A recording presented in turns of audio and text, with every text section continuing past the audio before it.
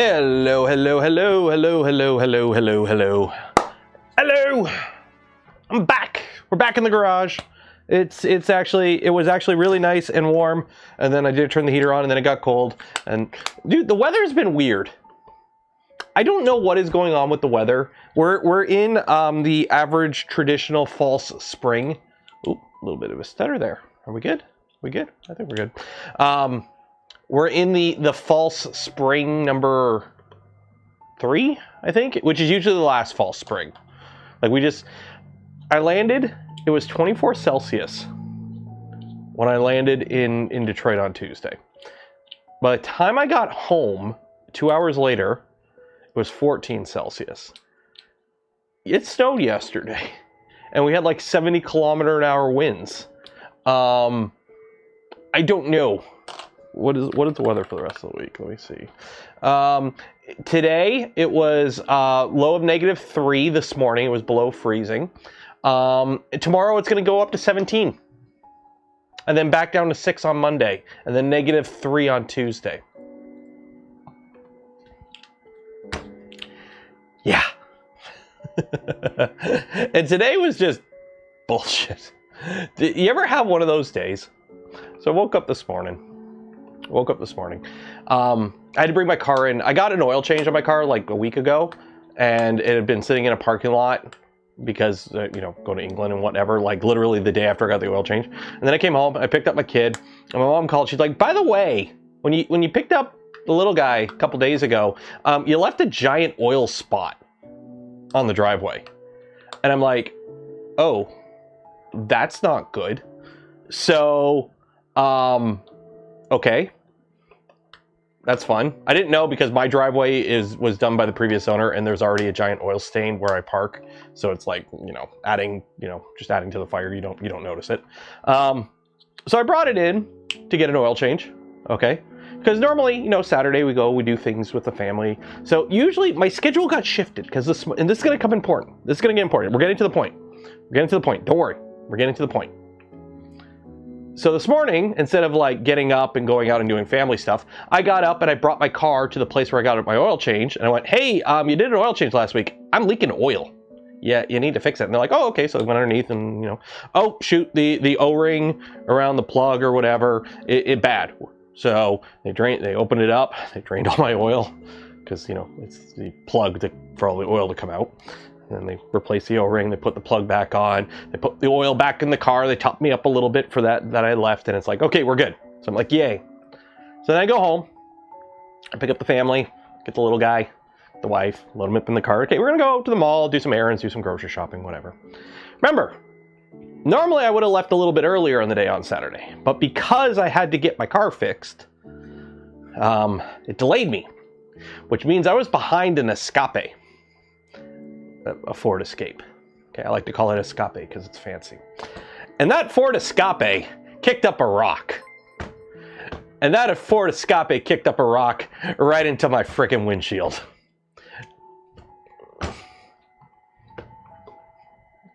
Son of a!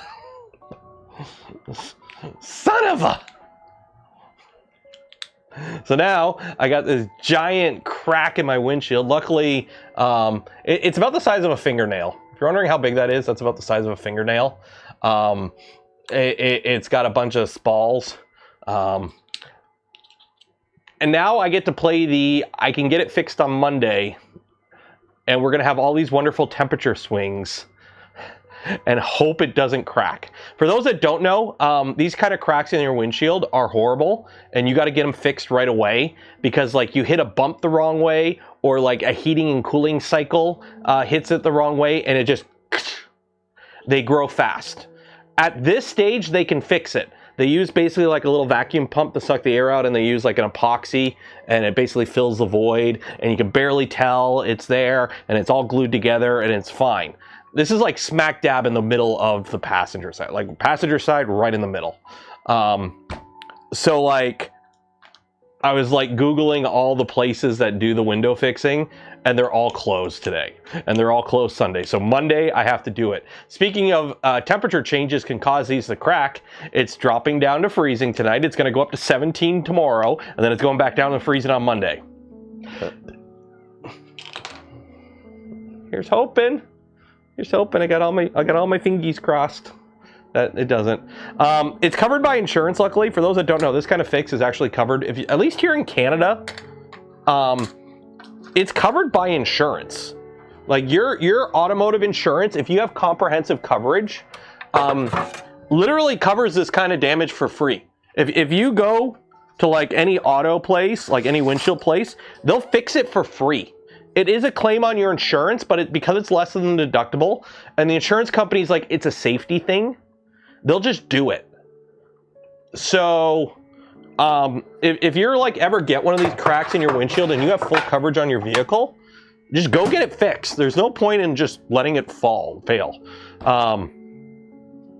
Yeah, most places they might limit you to only a couple a year or something, as I've seen, but they will fix it. They will fix it because it's better to have it fixed than not fixed. And yes, we're totally doing the thing that I meant to do on the stream on the last stream we worked on this that I didn't get around to. So we're doing it now where we got to fix this, replace this one thing.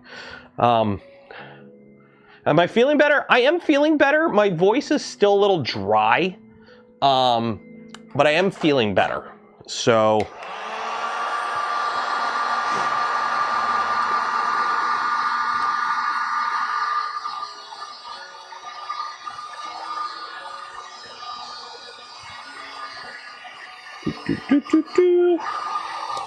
and then I put the first video out on the channel today from the Smurf coverage. Actually, speaking of, who was that? Was that Jake? Jake England, £2. Cheers and a 2 quid. I'm watching Witch from Mercury because of you, damn it. Speaking of Witch from Mercury, we're gonna start building this on Twitch this week. Say hello to Ariel because in the Gundam show, you want a Gundam with thick thighs. Do you want thick thighs on your Gundam? Of course you want thick thighs on your Gundam. And yes, my speech impediment makes me saying that hard. So thick thighs. But yes, thick thighs save lives. Yeah, so we're gonna be building that on Twitch probably. Start this week. The emu is really cool. It is really cool. Apparently, I baited a bunch of Aussies by the way I say Aussies and the way I say emu. Apparently it's emu.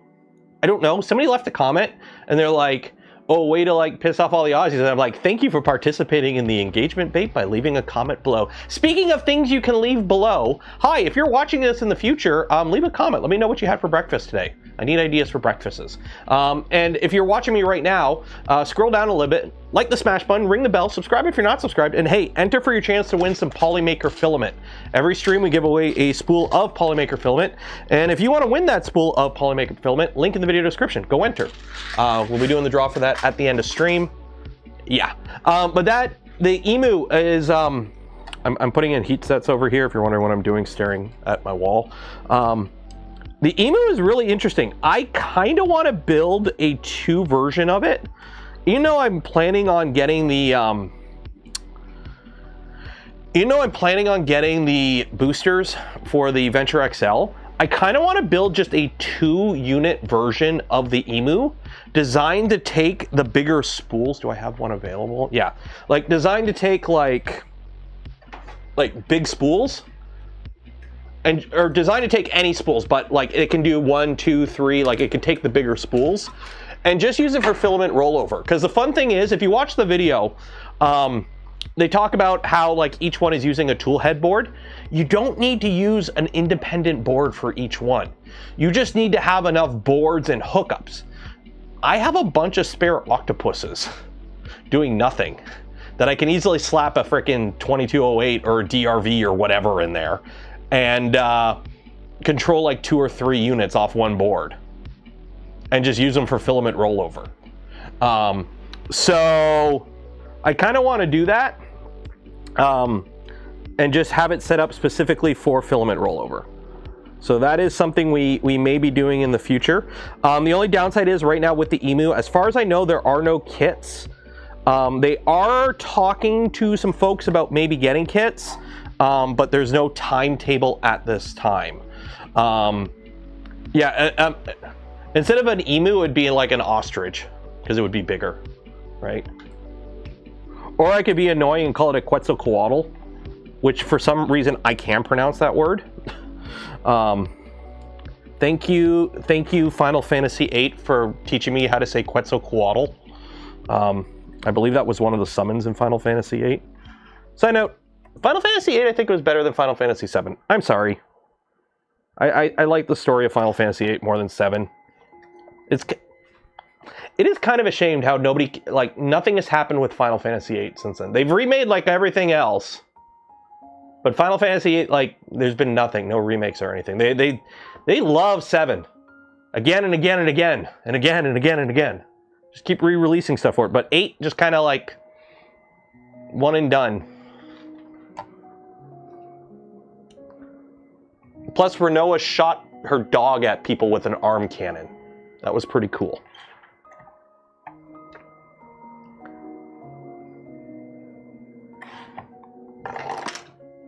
Also, I did not know how to pronounce her name when I was a kid.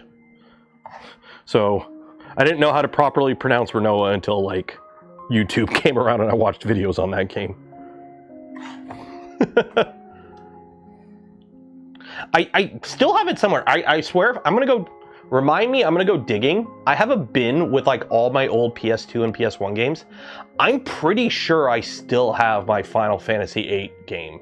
I think I'm missing a disc, though, which kind of disappoints me, but I do believe I still have it somewhere. I mean, it's not hard to emulate that shit, let's be honest. The wall scroll, nice.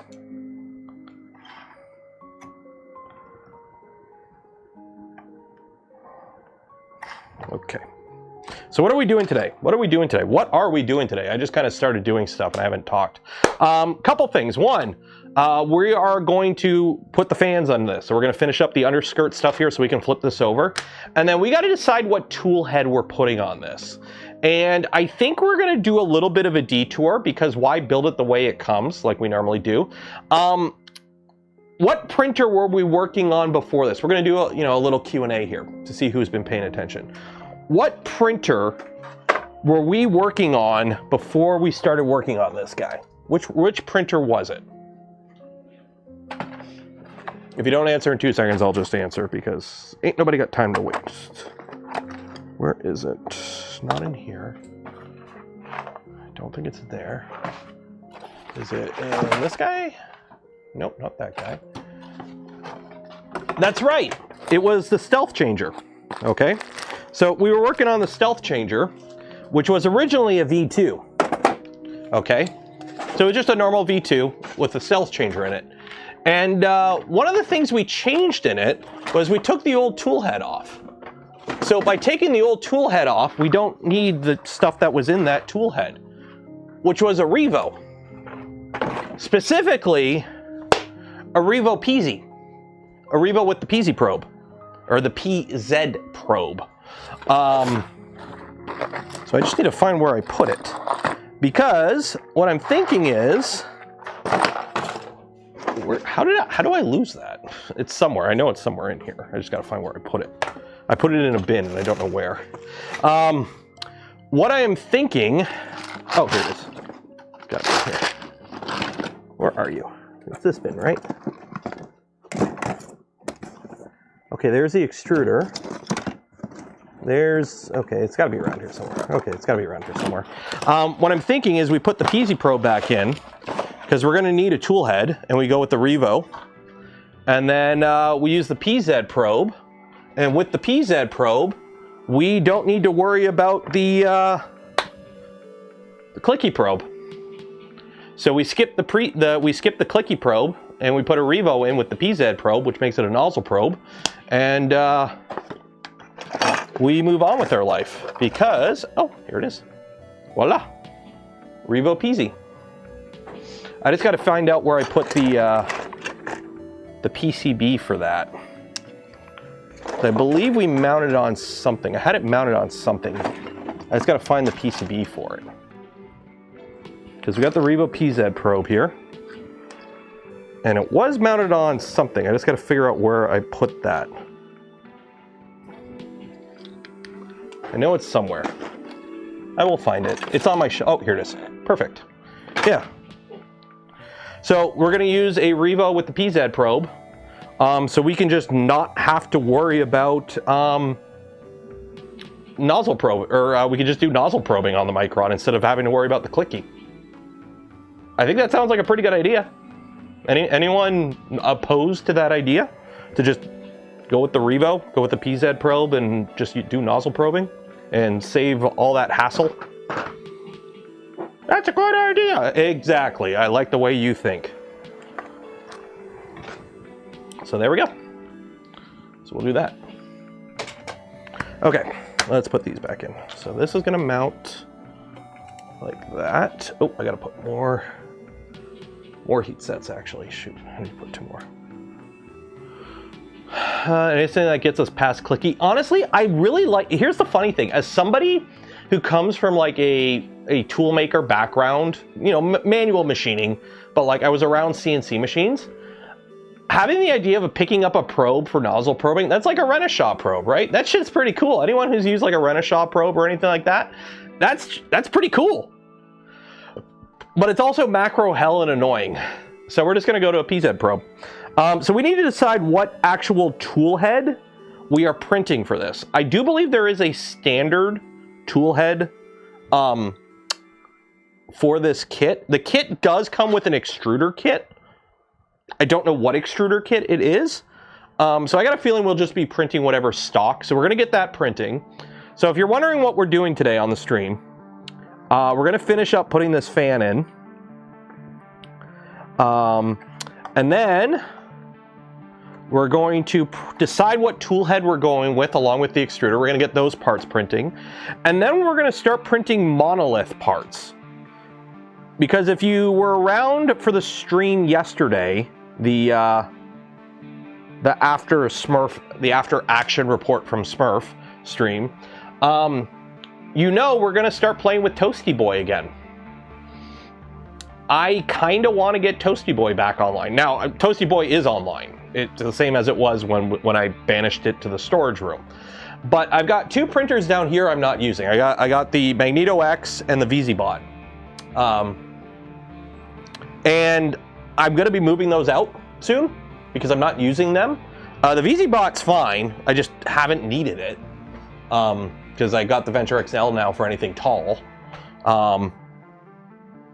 So the idea is we're going to be putting Toasty back under here, and we're going to be using it to print the Gucci materials. We're going to be, while this does print all the Gucci stuff, and we're actually going to be printing the Monolith Gantry stuff on this, this doesn't get really high of a chamber temperature. It's good enough to print some of the Gucci stuff in terms of like the hot end can easily do it and the motion system can easily do it. But in terms of like having a 70 degree chamber or whatever, as high as we can get to try and do peak or PEC and whatnot, we need something hot. So the goal with Toasty Boy is remaining unchanged, but we're gonna see how hot of a printer we can build without a chamber heater. Because I don't want to put a chamber heater in it, because we have 500 watts of chamber heating. It's called the bed. We're gonna figure out how to get that heat going. So we're gonna have to put fans in and whatnot, and we're gonna have to reprint everything, but I'm gonna switch it to a Monolith Gantry. And we're gonna see if we can fit the Monolith Gantry in there. So that should be pretty fun, I think. So yeah, that's what we shall be doing. So now I gotta put these fans back in. So what's everyone been up to? Everyone having a good weekend? Anything exciting going on? Everything all good in the proverbial hood? As the kids would say. I don't know what kids say. I don't know.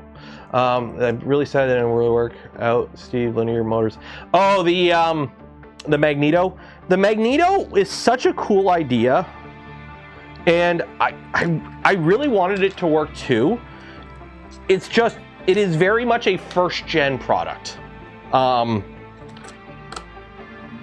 If a bigger company, I think, had taken a crack at it and was willing to burn more money on development and R&D, it might have been a better product. I'm not saying it's a bad product. I'm not saying it's a bad product, but it has a bunch of quirks to it that make it that keep it from really being like, keep it from mass market adoption. Like for example, right now, they can't even make them right now. The supplier for the linear motors just isn't anymore. I can't remember if they just don't exist as a company or they're just not doing custom orders anymore for this kind of motor. But it's like, you know, they had to go to a company that made linear motors and get custom made motors made. So linear motors also had the problem where, if I remember correctly, when it was printing slow, the printer had defects. Like you would see artifacts in the print if you printed too slow, because the linear motors, they kind of have to be, they have a sweet spot where the motion is smoothest. And if you're under that, they don't work that good. So it's like really cool idea, a lot of upsides, but it's like, it needs like a couple iterations of product and like a couple years of the oven to like bake it. Like think how long it's taking consumer at-home 3D printers to like nail NEMA 17s and stepper drivers, right? Like right now we're in a golden age of, we're getting the most out of NEMA 17s and stepper drivers. But let's be honest, grabbing like a NEMA 17 off of like a MakerBot cupcake or whatever, and driving it with DRVs, those Soviet tractors of drivers, there were some issues with doing it that way. We've gotten a bit better. We got some better motors. We've got some better drivers, right? So it's like almost like if this tech had been given a bit more time in the oven, we might have had a better things. The toolhead was really nice on it. I do like the toolhead on it, and the way the printer was built was really nice. It's just kind of like a lot. It's the linear motors, so it is what it is.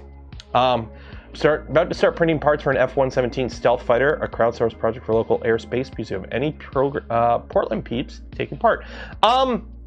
Post about it in the Discord. I don't really have a section in the Discord for that kind of thing. I don't know, maybe IRL events or something. How big are you printing? How big is it? Also, do you want to see my stealth fighter? Behold. Here it is. Here's my F-117. You can only see it if you're a Serbian radar installation. Okay. I need the fan wire. So if you're a Serbian PCB fan, there we go. By the way, if nobody knows the actual story, I'm gonna go back all, you know, military history nerd here. They lucked the F out. That shoot down of that F. So basically, the NATO forces got super complacent during that war, during the Kosovo War, or whatever it was. They got super complacent and basically got to the point where they were taking off at the same time every day, flying the exact same flight paths, and they knew the planes were there because they saw them every day flying the exact same route, because they were like, we're stealth planes. And the radar guy turned it on, because they couldn't turn it on for too long, because if they turned it on for too long, the wild weasels would basically, you know, hit them with a harm missile and take them out, right? An anti-radiation missile. So he basically was sitting there, he turned it on, saw nothing, turned it off. The second time he turned it on happened to be the exact same time that F-117 opened its bomb bay to drop its payload, and it's only open for like a couple seconds. It's like, oop, bombs away, close. And happened to ping it at the exact moment and locked on and fired the missile and took it out. Like, and because of that, the Soviets will tell you, or the Russians will still sell you S4s, saying, "Oh, the S4 system or S400 system, so good, can take down American stealth fighter." And it's like, no, that was like a 1 in a million lucky shot. I think that guy's like a hero too. Like the guy who took it down is like a national hero in Serbia too. Oh, shoot.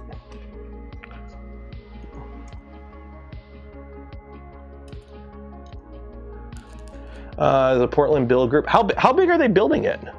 I'm kind of want to know if you guys are trying to do like are you trying to do like scale, or are you trying to print like a full-size mock-up?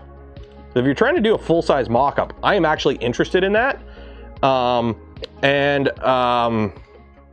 I would not be able to assist because of geographic location and distance, there are quite a few 3D printing YouTubers in the region.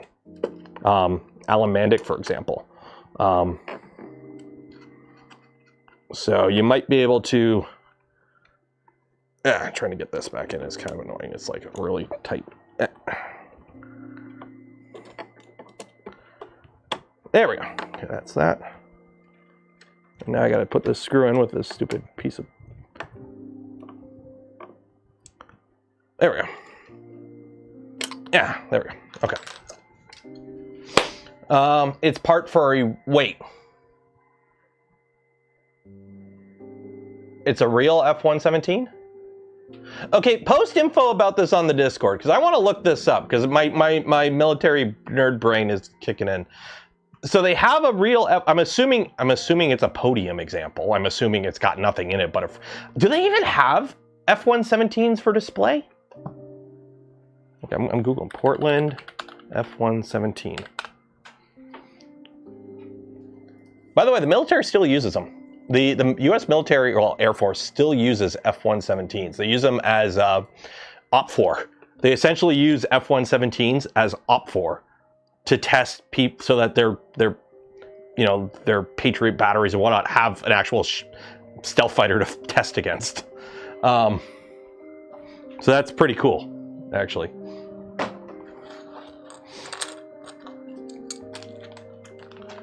It's a retired plane. That is really cool. So what are they? I'm assuming they're just printing parts for it so that they can LDO motors Micron manual.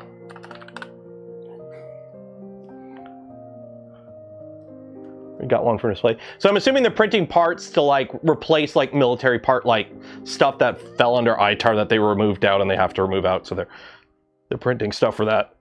Excuse me. Dude, I made tonkatsu pork for dinner today. Oh, it was good. It was good. Okay. So where am I putting the PCB fan? Right there. So that is 1, 2, 3. What is B fan? Okay, that's all that. Okay, so 1, 2, 3. Oh. Do we lose overhead? Okay, that one's green. By the way, we're replacing this camera today. Why did we lose overhead camera? How do we lose overhead camera? Overhead camera. Overhead camera is HDMI 2. Configure video. No, that should be deactivate. Activate.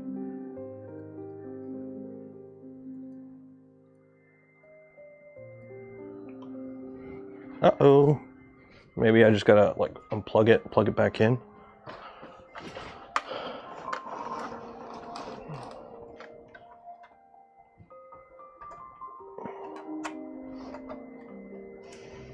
I'm gonna try that.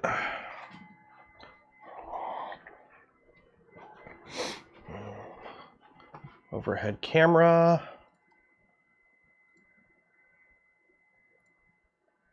There we go. Okay. Yeah, I just had to unplug it, plug it back in. There we go. And then we stuff all these wires underneath. Just when in doubt, shove them underneath. There we go. Okay, cool.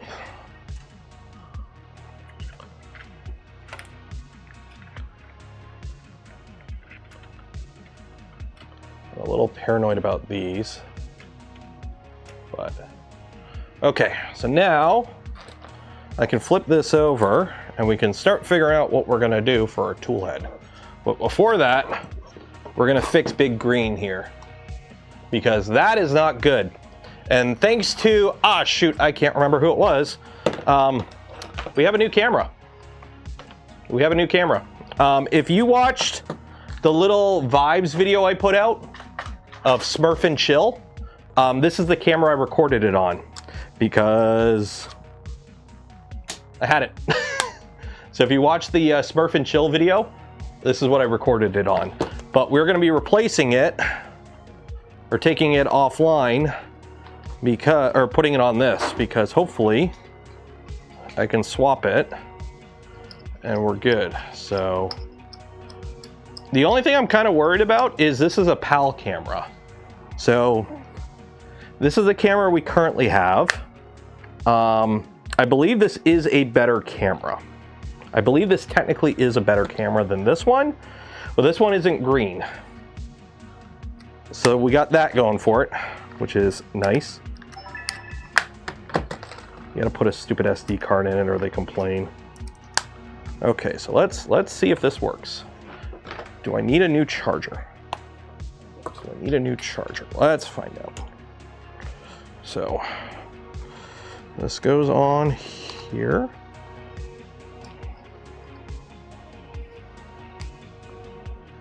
Okay. AV out is on this side. Okay, AV out. Of course the micro HDMI is backwards on it. Okay. So you go there. Now I need a power plug. Is this the right power plug? This should be the right power plug. Can I reuse this plug? I'm assuming Canon uses a different power plug. Connect AC adapter. I'm trying to. Nope, different adapter. Different adapter. Okay. Which one's positive? Which one's negative? I don't know. Well, hopefully I don't break anything here. Let's find out. You go there. Okay. We got power. That's that. Mobile, go! There we go. There we go. Okay, mobile camera. Configure video. It is, if you're wondering, we are getting SDR 50 FPS at 16-bit color. There we go. We have a mobile camera now that isn't green.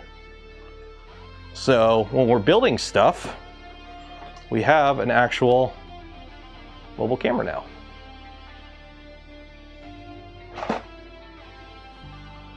Cool. Look how good this printer's looking. I am loving the colors on this printer.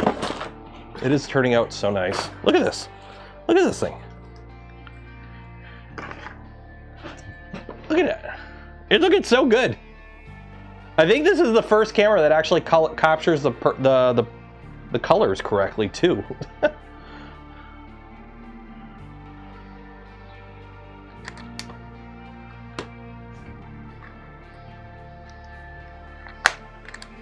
So now I'm going to put this in a closet, and in like 2 years it'll stop being green again, because that's what happens with this camera.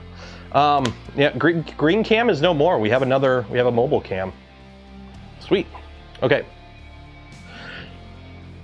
Is the Nighthawk custom cable custom length for the Micron kit? You mean for the toolhead board? I don't believe so. I believe it's like a nominal size, and you just bundle up any extra wire underneath. Okay. So now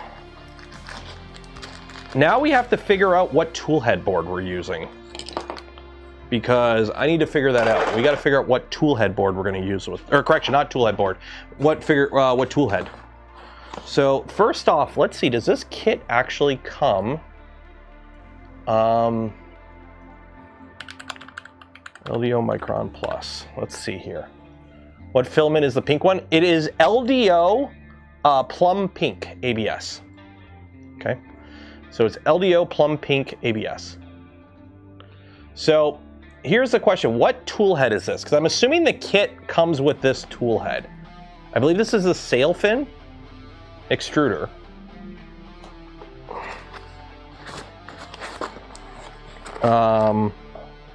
Which I think that's what this kit is. Comes with a bunch of gubbins. So I think we just go with the stock tool head. Because the only thing we don't have to worry about is, since we are going with Revo PZ probe, we don't need a mount for the ant head with wrist watch. Good chew. Okay. Produce a slicer. And his legit. We're probably going to be putting, I don't know if it's released in time. Shit, I can't, okay, never mind. Dude, I'm spoiled by Linux on how quickly this opens. Okay, what do we have here? So we have the STLs, Micron main. Is there toolhead? Gantry, STLs. Okay, none of that. Gantry. None of that. Idlers, X-axis, probes. Yeah, they don't have, yeah, so there's no files in here for a toolhead.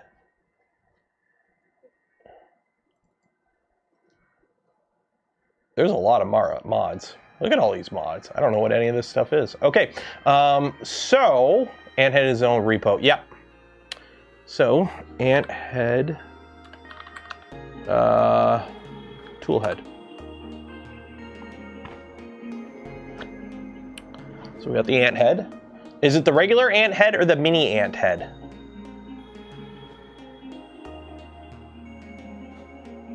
Because we don't need any of this cutter shit.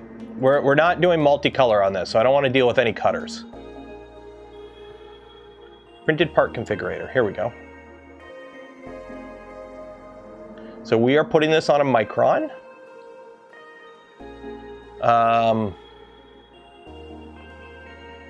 Choose the carriage style. None, because they have their own carriage. Hot end. Revo Voron. I think it's a Revo Voron. Is it a Revo Voron in the kit? I believe so. It's, yeah, it's a purple Revo Voron, which makes it special and rare. But yeah, look at that. It's purple. Look how cool that is. Okay, so Revo Voron. I don't think there's a PZ probe mount. No. Okay. Galileo 2. What does WWBMG mean? Oh, wristwatch. There we go. So that. Do you want the LED logo? No. We don't do logos around here because what is the LED logo of that one? No. Choose one options for the hot end fan. M3 does not fit through my fans. Drill them. Yeah, we're gonna go with heat sets. I like heat sets. Okay.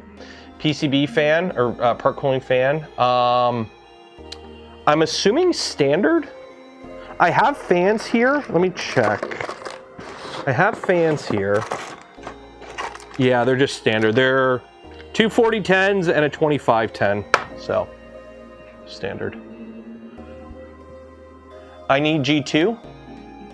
What do you mean I need G2? Is it a Galileo 2? Is it a Galileo 2 extruder? I mean, the kit shows this tool, this extruder.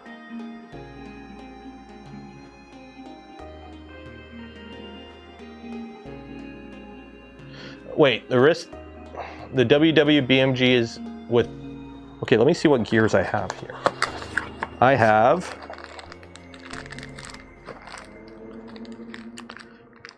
I've got one big gear. I got one big gear.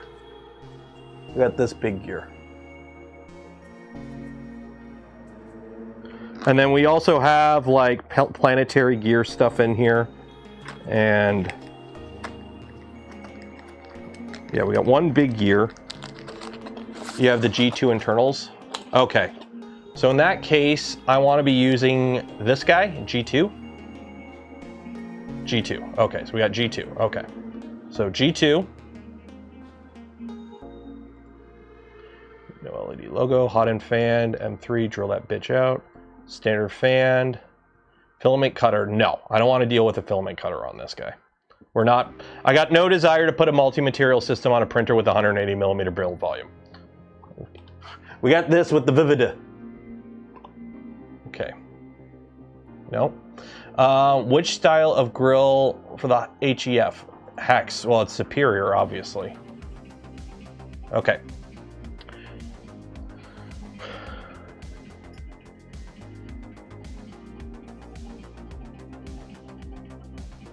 Sweet. Where's the extruder? So this is just the hot end. So generate zip.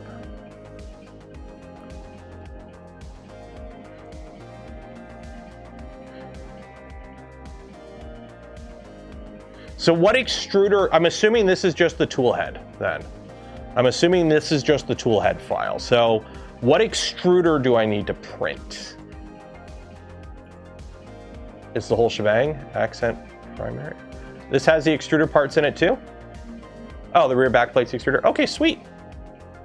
Yeah, so we got accent and primary. Sweet. Okay, cool. The whole shebang. Oh, this is the extruder back. You're right. You're right. You're right. You are correct.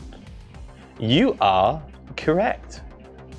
So then where's this little arm thingy? Let me just see. Where's this little arm thingy? There's that arm thingy. Okay, yeah, no, we're good. Okay. So let me pull up Prusa Slicer here. So we have, this is the Core 1L, ASA, balance profile. Okay, so this will be the accent parts. Have you had a chance to check the AFC software on the VVD that allows box turtle and VVD side by side in a pool? I have not yet. I actually haven't tested with the VVD much since I did this initial print. So I'm going to be doing a bunch of VVD press testing over the next little bit. The idea is basically, I don't do a lot of multicolor printing. I just don't. So the idea is test this machine with the VVD for a bit, get like a baseline, see what I like about it, do a video, and then we'll swap it over to the box turtle and basically do the exact same prints with the box turtle and see which system I kind of like more. That's kind of the idea. Okay, so downloads and head, accent parts. There we go.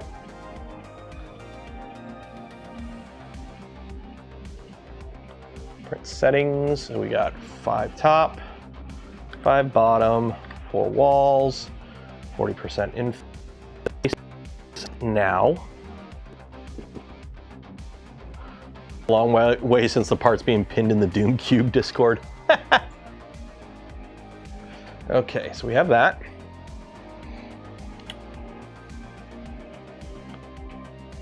None of these parts need support, right? Okay, yeah, we're good. Okay. I really like that grill. That's a nice grill. Okay. So send to connect. Send it to Carl.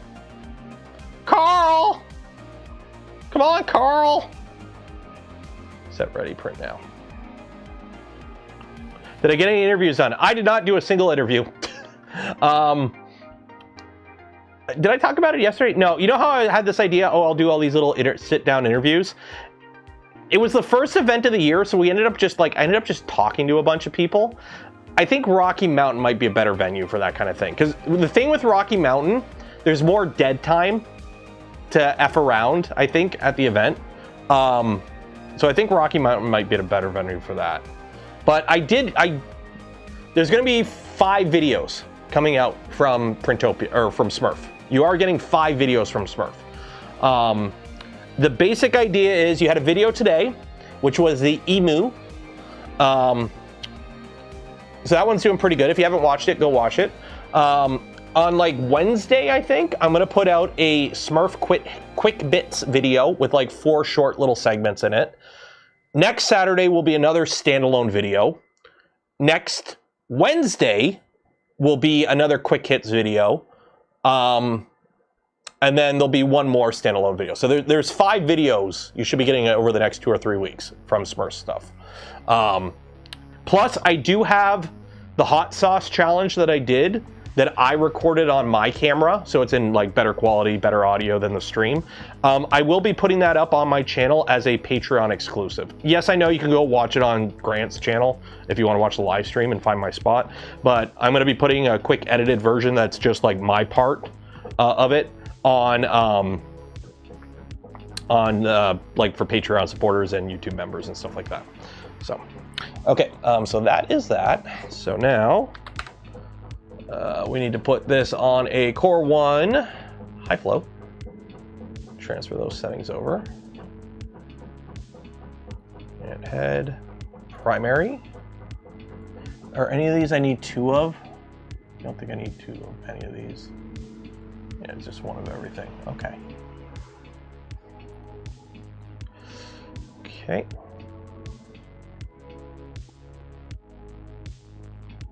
David Rand was now. I know.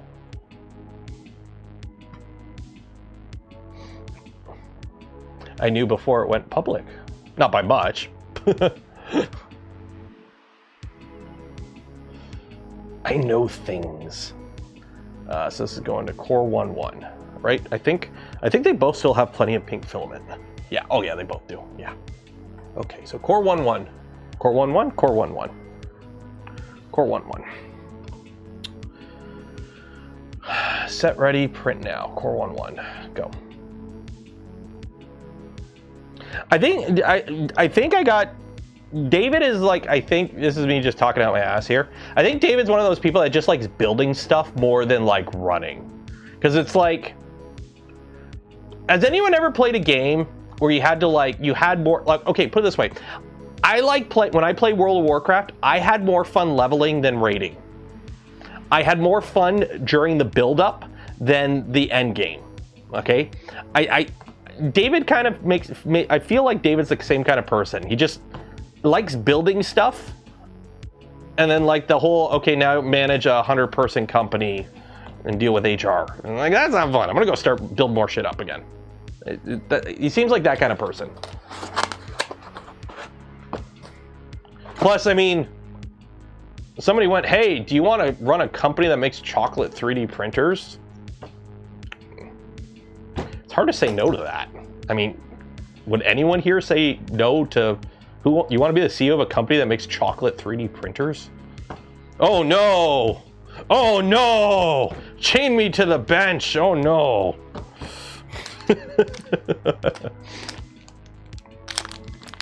Where the money's at? I don't think he's in it for the money. I think David's doing fine. David's doing fine. Not everyone wants to be a money grubbing billionaire. Last time I talked to David, he was driving a Ford Escape. My wife drives a Ford Escape. It's a solid vehicle. Still haven't built my Coca press. I have a Coca press. I was using it a couple of weeks ago. I haven't done the V2 upgrade on it. We still need to do the V2 upgrade on it. I'm honestly waiting for it to not be freezing in the garage to do that. Because we got to print a bunch of parts for it and everything still. But yeah, rebuilding the Coca press into the V2 is on the list. I have one. We've built one on the channel already. I made a video showing you how you can make edibles on it. Okay, so that's doing that. That's doing that. So now, the next project we got to work on, Toasty Boy. Who remembers the stream on yesterday? I know it was a long time ago. We talked about Toasty Boy. We are rebuilding Toasty Boy. Okay. Monolith Gantry. We are rebuilding the Toasty Boy 3D printer. It is getting an upgrade, and by upgrade, we're going to rebuild the gantry, put a new tool head on it, and we are also going to reprint the parts for the Z-axis. Okay, just because the Z-axis is old, and I don't know exactly. I think it's carbon fiber nylon, but I don't think it's the creepy nylon.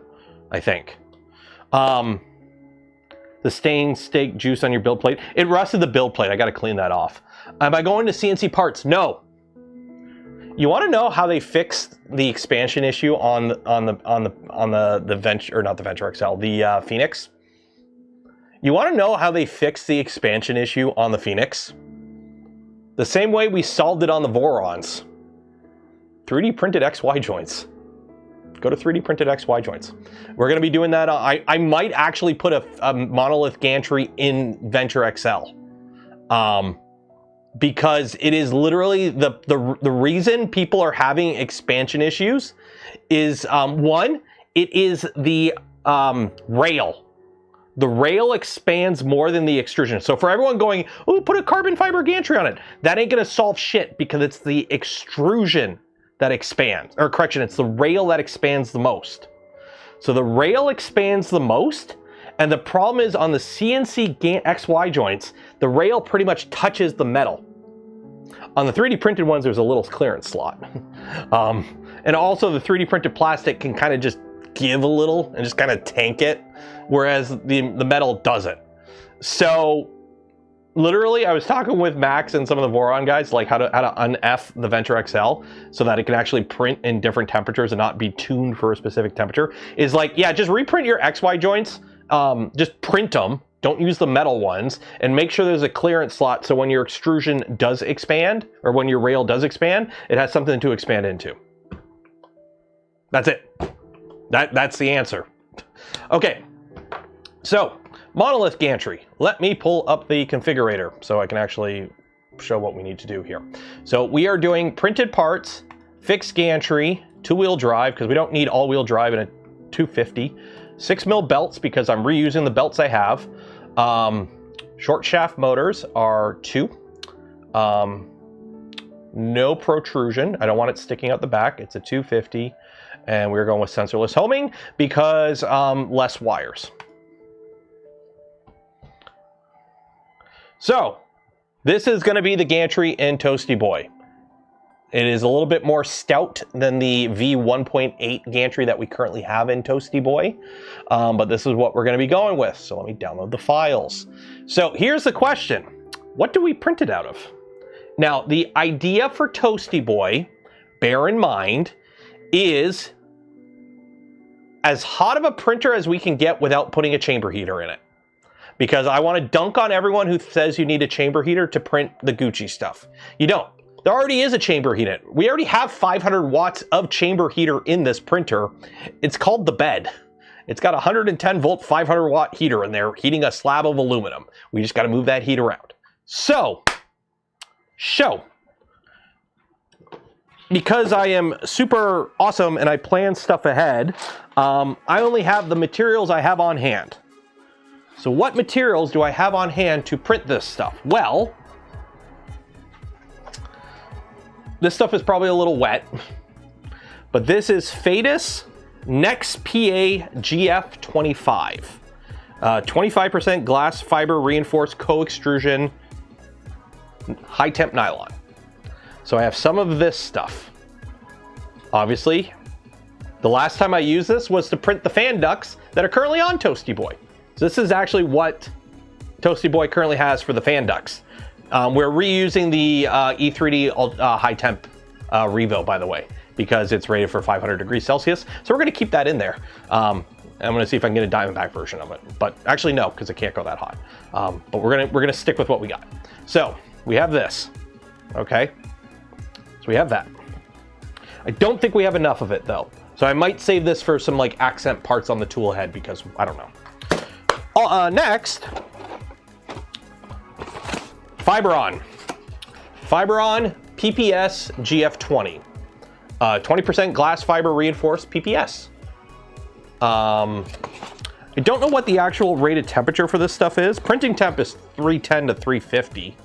And I think the glass modulus, whatever temperature for this is like 250? 250? Diamondback has high temp. They're not super high temp though. I think they're still in the 350 range. So we have this. This is probably what I'm going to go to. But also, I found this the other day, and I've had it in the dryer because it was out and about. But I found this spool the other day, and I don't know if I've used it for anything, because I can't even find it on Soraya Tech's site, because I think they sent this out and they stopped making it. It is Soraya Tech high temp nylon carbon fiber. There is no information about this on their website. They have like a PPS or a PA or something, but they don't have this on their website. So it's a Soraya Tech nylon high temp carbon fiber. This is a print temperature of 300 to 320.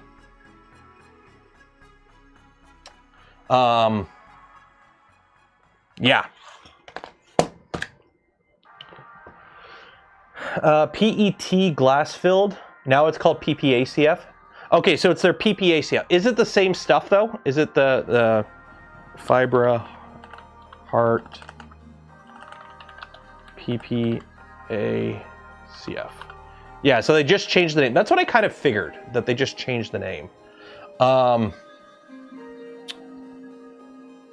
So what is this rated to temperature wise? Because these, yeah, 192. Okay. So I think the PPS GF20 is the go-to. Or is it CF or GF? Yeah, glass filled. GF20. I think the polymaker, this is the go-to stuff then. Yeah, because this is good to 236. Yeah. And it's flame retardant. That's good. So I think this is what we're going to go with then.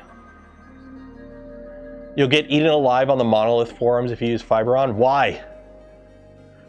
Why will the Monolith folks not like if I use PPS? Look how stout the parts are. Let's be honest. Look how stout these parts are. I don't think it really matters. Yeah, this is the PPS CF, or well, glass filled, not carbon fiber filled. I think I still have some of the glass filled stuff, or the carbon fiber, but I don't have enough of it.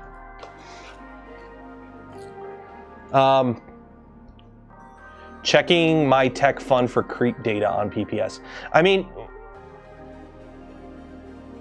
and it's really cheap. I still wouldn't trust a PLA. I would not trust a PLA. Like, let's be honest, we're not going to be getting above 100 in the chamber. They don't like polymaker too much. I know. They don't like polymaker probably because polymaker is a bunch. They do a lot of white box and they use a lot of blends. But I don't see why the Fiberon. I don't see why the Fiberon would have issues here. Do I have Pantheon Slicer on this? I do.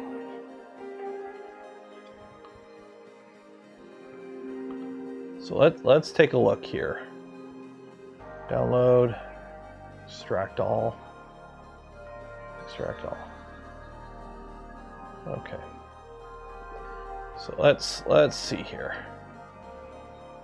So this is the Pantheon. Oop. I might have to update their slicer. Downloads, Monolith files, STLs.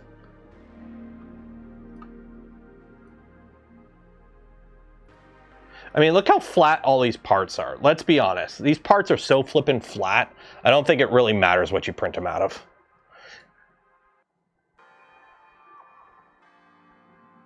Like, look how flat these parts are. And they're all in compression. I really don't think it matters what you print them out of for most of this stuff. Do I gotta print doubles of any of these? Printed short. Do they not give you numbers? Do they not give you numbers for this shit? Oh man, really? Do you got a Neil? I think you got a Neil PPS too. Do they not tell you how many of these you gotta print? They don't tell you how many of these you gotta print. That's annoying. You have to look at the BOM for the numbers. View BOM. Printed parts. Okay, so I need 2 of the printed 6mm tension A and B. Okay, so tension A and B. And B. So control copy, control V. There we go. So we need 2 of those. You know, you could just put an X2 in there and that would help. Printed short shaft double shear housing. 2 of those. Short shaft double, okay, what is it? Short shaft double shear housing and twist lock. Short shaft shear housing and twist lock. Control V, sweet. Okay, what else? So we did those 2, those 2. It's printed spacer, 6 of them. Control copy. 2, 3, 4, 5, 6, 7 for luck. And then A, B mount, and A, B mount 2. Yeah. So let's see, so what is it? Front motorless mount A, B, 2 of those. Front motorless mount. A, B times 2. And then what was the other one? And then rear motor mount, AB times 2. Rear motor mount, AB times 2. There we go. Why Pantheon Slicer? Because I'm going to print it on my Pantheon. Why not? When the machine costs more than a car, you use what they tell you to use.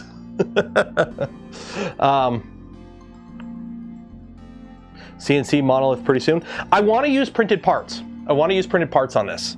The whole point of Toasty Boy is to basically like dunk on everyone who says you need fancy shit to print high temp. Printed parts, nearly a stock machine, just insulate the hell out of it and be a little bit smart with your you know, filament choices and just move the air around. The whole point of Toasty Boy is nothing fancy. You can buy this shit on Amazon. If you can buy it on Amazon and it's a normal off-the-shelf thing, good to go. We're not also shoving a chamber heater in it. Also, the point of Toasty Boy, it's a V1.8, which is why we're kind of limited on gantry choices and whatnot. Like, I can't use a Trident gantry. You know, I kind of want to, for reasons. I can't put a Trident gantry in it because on a Trident gantry, the rail's on the bottom, and on a V1.8, the bed mounts to the bottom. So, should I roll a dice and try and YOLO this all at once in just one print? Thoughts on the Atlassian layoff?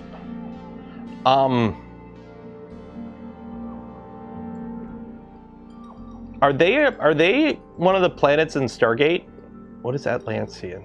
Atlassian? What is Atlassian? I don't know what that is. Is that what is that? Atlassian layoff. What is that? Why would I have thoughts on that? IT tools? Jira, Confluence. You're talking to a wrench monkey. Jira, what is Jira? What is Jira?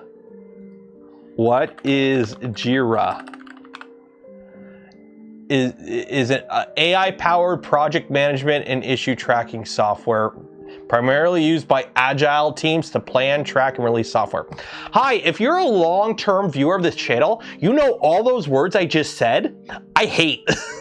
I don't do any of that shit. I am a wrench monkey by trade. I ugga-dugga with ugga, that is me. Agile?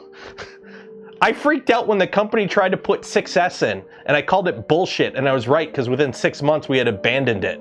And it was the 4th time they tried to bring in 6S. Because I'm like, that shit doesn't fly in this kind of environment. I've been working in this trade for 7 years. I've worked with people who've been doing this for their entire life. This shit doesn't fly in this kind of environment. It is too much of an environment where personalization overrides, and the personal way I do the things I do the way I do them because it works for me. And that shit trumps whatever your spreadsheet says I need to do. Because guess what? If I follow your spreadsheet, this tool ain't leaving today. Anyways, yes. So in terms of the thoughts, I mean, it sucks for people that are losing their jobs.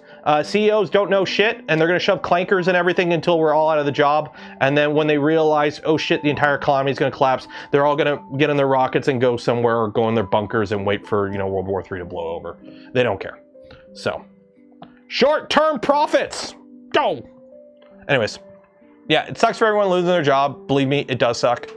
I've got the reason I hate clankers is because I'm a firm believer that we should be living in a post-scarcity society by now. As a civilization, we have reached the point where we should be in a post-scarcity society where the basic needs of education, food, and housing are met for the entire population at a minimum level. Nobody should be hungry. Everyone should have a roof over their head. Everyone should have access to at least up to high school education, preferably college level education for free. We can afford that shit easily right now. We just refuse to do it because people want to be freaking trillionaires and rule the world. So, yes. It sucks. Okay. What were we doing again? Oh, we're going to print this stuff. Okay. Let me just double check and see if there's a new version of Pantheon Slicer, because I think they have a new version of it.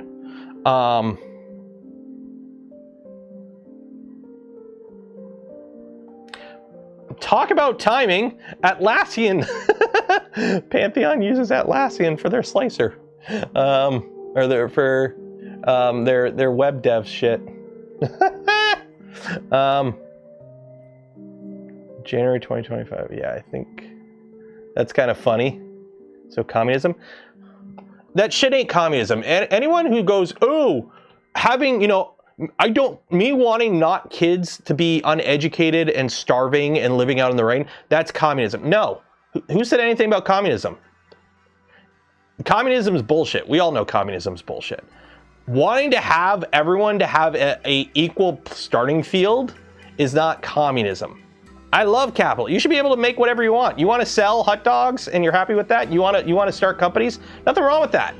I'm just saying, with our current tech and our level as a society, we should raise the base level of what we consider acceptable. Wanting people to not be out on the road, out on the streets, starving and uneducated, I think is something we all kind of agree on.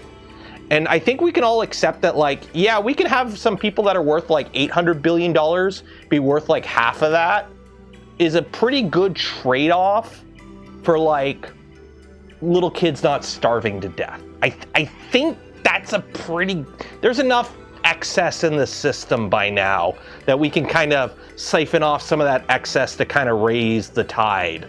Rising tides raise all ships, that kind of thing. Yeah, no. Okay, where is the latest stable release? Is it August? There we go. Download. So which version am I running? Oh, 2024, yeah, it's old. So discard. Downloads. Pantheon Slicer, June 2025, okay. Hopefully it doesn't blow up my computer. Pantheon Slicer is already installed. Finish. What? Oh, wait, did I already have it installed? Pantheon. Oh, because there's Pantheon Slicer, and then there's Pantheon Slicer 3. Because Pantheon Slicer 3 is on the same ecosystem as Bamboo, Orca, and that stuff. So, yeah. 1 second here. Download. There's a new version. Okay, download. There we go. Oh, it's on GitHub. So if you want to play around with Pantheon Slicer yourself, it's on GitHub. Download. February 2. Okay, this is newer. There we go.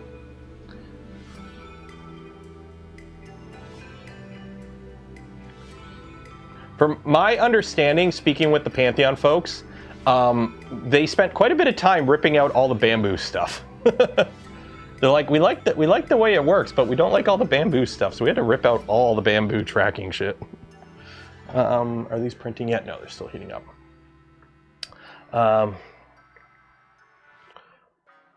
Universal basic income. I don't think the problem is, like, once you get to post-scarcity society, there is no income, right? The Star Trek world. Remember there's that good Star Trek, I think it's Next Generation. There's a good, I think it's Next Generation, or is it original? I can't remember. Basically, they find like a sleeper ship with like a bunch of people who like escaped Earth during like the eugenics wars, and they froze themselves.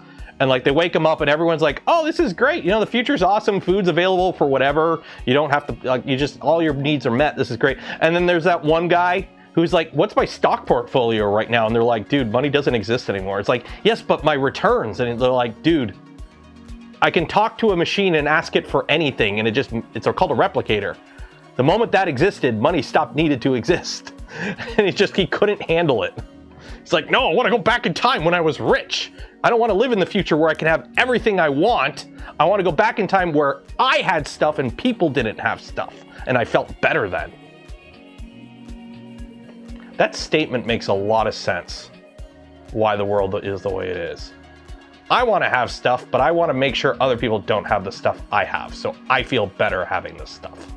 I can't live in a world where everyone has all the stuff. I need to go back to when I had stuff and other people didn't have the stuff I have. Because I was better.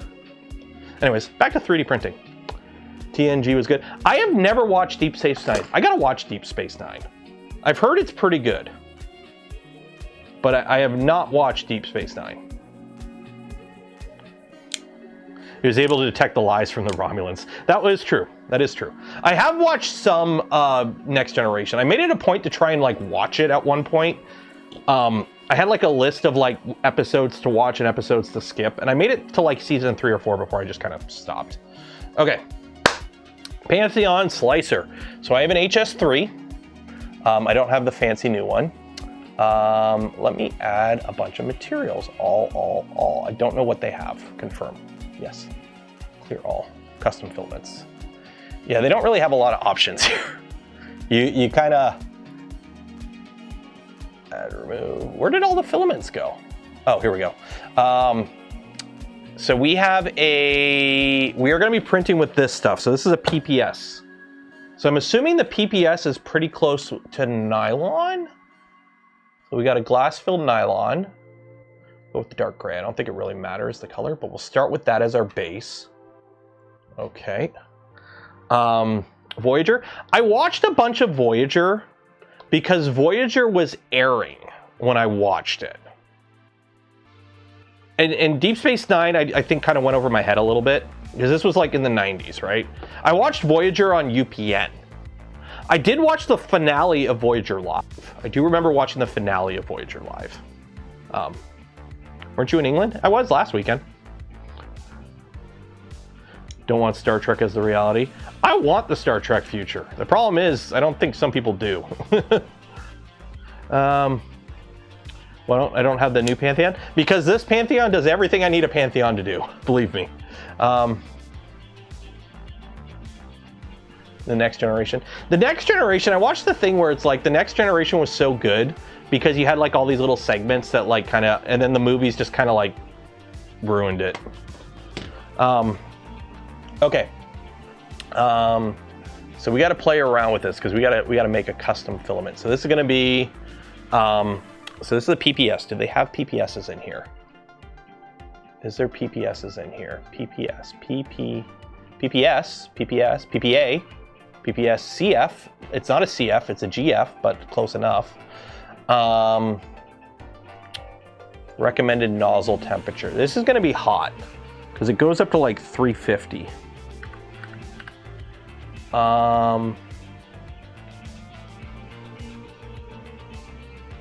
Yeah, and the minimum is like 310. Okay, so I think we're gonna aim for a 340 for the first layer, 335 for the second layer.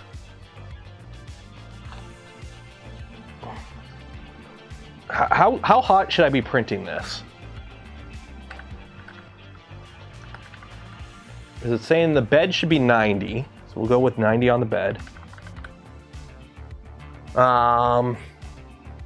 Didn't peg you as a partial Trekkie. I enjoy sci-fi. Cooling. I don't think we need a lot of cooling here. 320. Well, I want to print a little bit hot because I want to make sure it's really strong.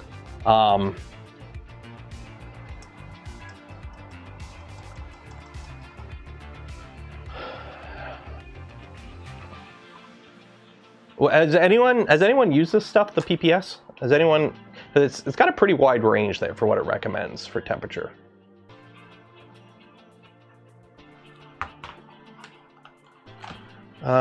Is there? You know what? I think Modbot might have a video on it. PPS GF20 or CF? Yeah, GF20. Let's see.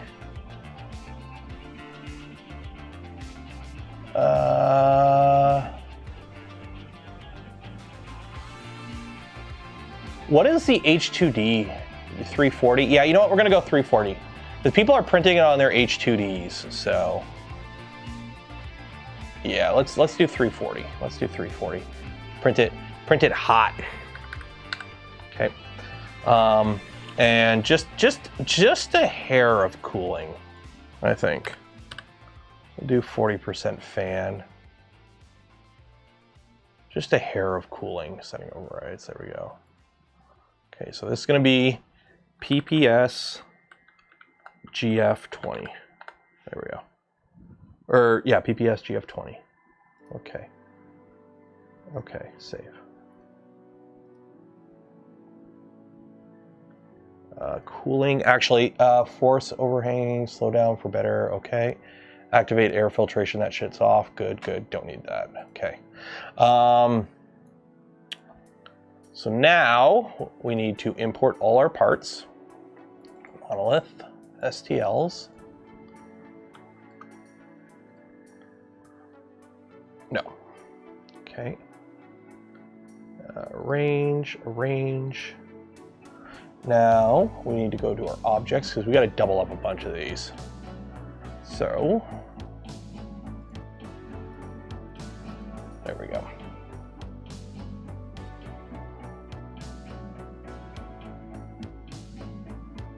Okay. That'll work. Okay, so 6mm tensioner A and B. So where are those tensioners?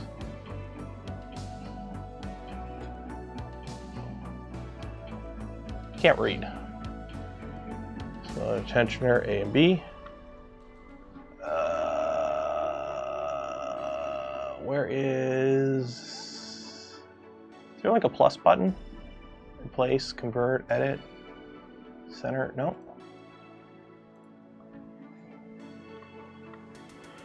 Copy, B. There we go. Okay, that'll work.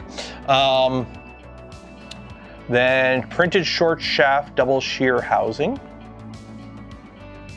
and twist lock.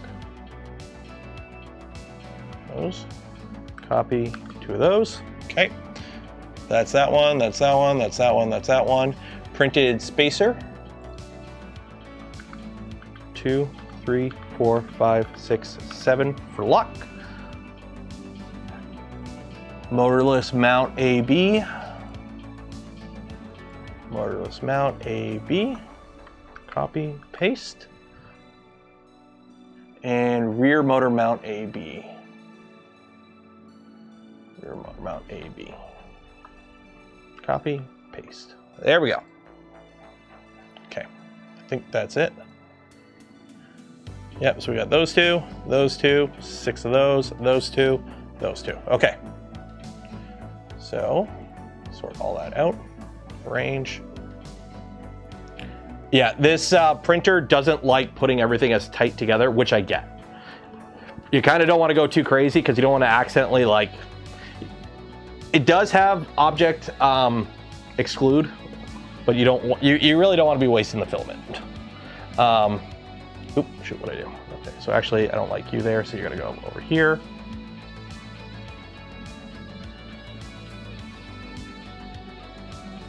And you're gonna come over here. Okay, so let's, where's arrange this plate? Arrange all objects? Isn't there like arrange this plate? Okay, yeah, there we go, that guy, there we go. Okay, global.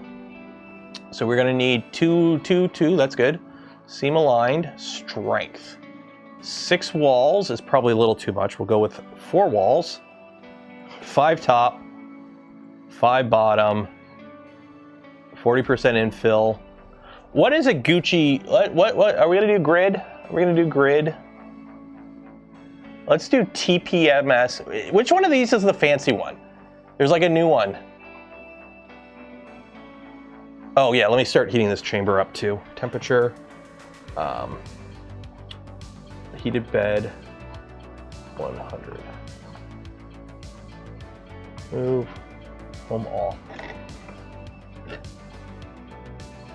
Oh, I don't think it'll, yeah, I gotta wait for the bed to heat up before it'll move. FK or D? No grid, please. Well, I want to, apparently like one of these is like a new fancy one. FK, let's see what FK gets.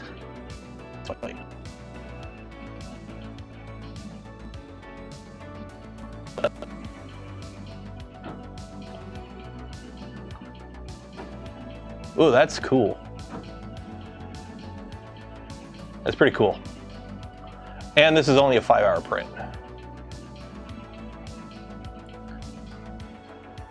Okay, move.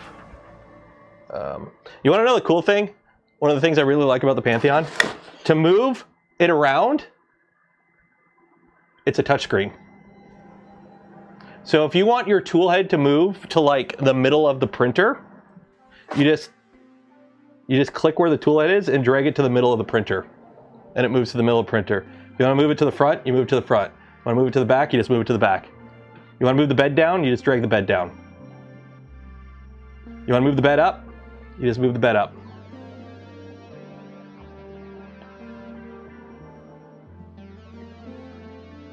Like, that's pretty cool. I gotta take the bed out. Oh my god, I forgot how strong the magnets are. Come on, come on. We're gonna move you there. Move you there. And let me turn this fan on. Utilities, fan, part fan. Get that part fan going, get some air circulating in this chamber. There we go. I want to clean this. I wish I had the stuff that, what's his name? Jacob has. By the way, $10,000 machine. Yeah, I'm using a Voron bed on it. The beds that came with it weren't textured, and I like textured beds. So yes, I'm using a Voron bed on it.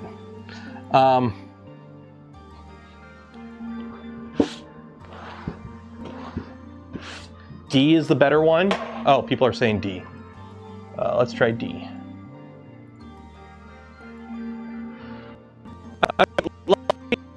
I don't think it really matters. Disable set hop. I mean, what is the difference? Oh, what is this pattern? Okay.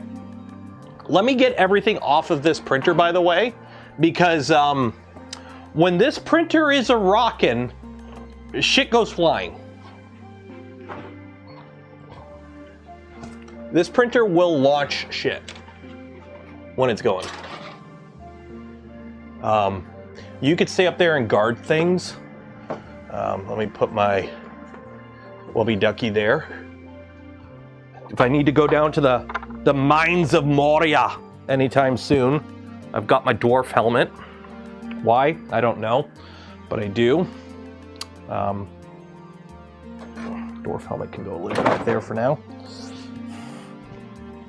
Oh wow, have I ever worn this? Oh no, my little guy wore it. That's my fit.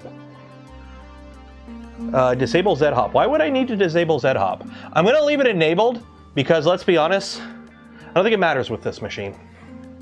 Let me wipe this down and put some Vision Miner on this. Let me get this bed nice and freshened up. Do I have salted pork? No, I made some tonkatsu pork for dinner today.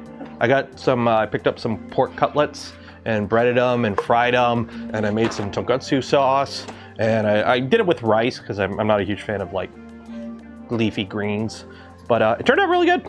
So I had that for dinner today. Need a bell on it so you know when the printer is done. No, you can tell when the printer's done when your garage stops shaking.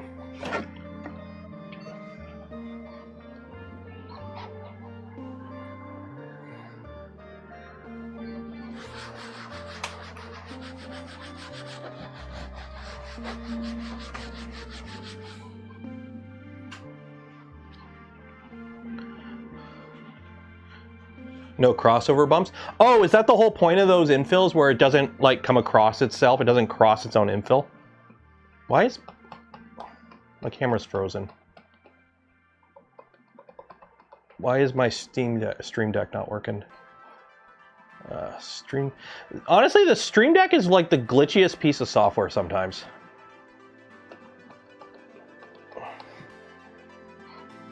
This freaking Elgato Stream Deck. You know what's funny? How much I like how much I'm liking Linux. Linux, I've been running Linux on my main desktop. I'm running Casio OS. It's Arch base, milady. I have been running it for over 2 months now. Okay, 2 months, I've been full-time Linux on my desktop. Don't get me wrong. There are times when it is annoying. For example, I have to go through a process now when I ingest my footage. So previously, see, I keep going to hit it to change it and it's not working. Steam Deck, launch the app. Okay. Now it works. Okay, I just had to reboot it. So on the Stream Deck, or on CashOS, so previously I used DaVinci Resolve to edit my videos, okay? I have a speed editor. It's a little deck. Guess what? That stopped working in Windows a while ago. One of the pieces of software that I regularly use, I don't know what, but there's like, when I install Windows, the speed editor works. I get all my programs installed, it stops working. I don't know what does it. Apparently it was Logitech, the software Logitech uses to control, like, so you can adjust your mouse DPI and shit like that. That breaks it. Don't ask me why. So I just stopped using it because it's like, it was annoying. Because I would uninstall the software, it would work, and then Windows would update and it would stop working. So I stopped using my speed editor. Guess what? That shit works fine in Linux now. I'm having no issues with my speed editor. Works fine. But DaVinci Resolve Studio in Linux doesn't support AAC audio. AAC audio is an audio format that's common in MP4 video, which a lot of my devices record in MP4 video, including my Osmo. So when I import video directly from my SD cards or whatever, and I pull it into DaVinci, I have no audio. You kind of need audio because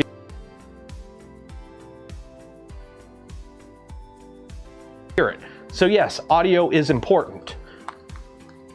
But you can fix it because it's Linux. So what I do now is I have a bash script. An actual bash script. I know, it's cool.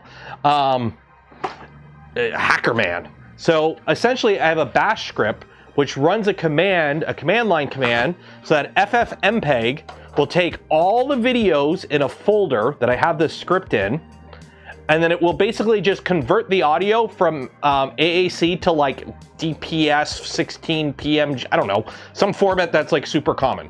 And then it just outputs the video as a movie file. You know, it's the same. So it doesn't do anything to the video itself. It just re-encodes the audio.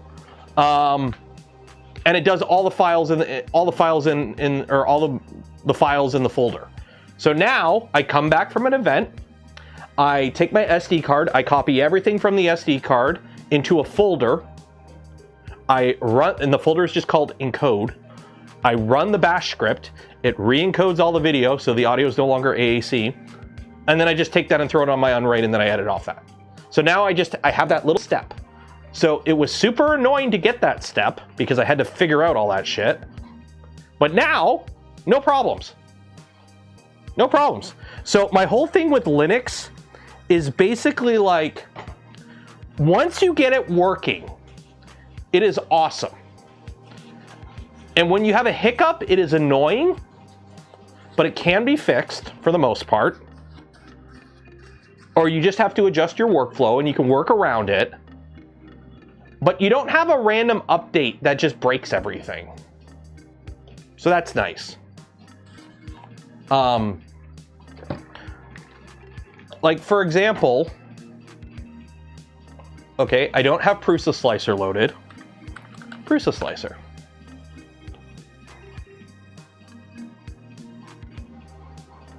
Okay.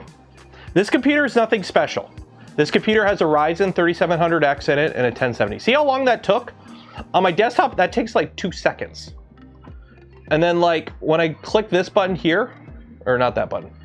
Where is it? Where is it? It's add remove presets. Okay. Like you gotta wait for this to download. So I'm gonna let this download, then I'm gonna do it again. Like stuff that just lags my computer. And it does it on this computer, the other computer downstairs, and my desktop when it was running Windows. Stuff that would be like half-second lags or 5-second lags while stuff load. I don't have that anymore. It is so nice. It is so nice that like it just works. And I don't have to worry about bullshit. It is so nice.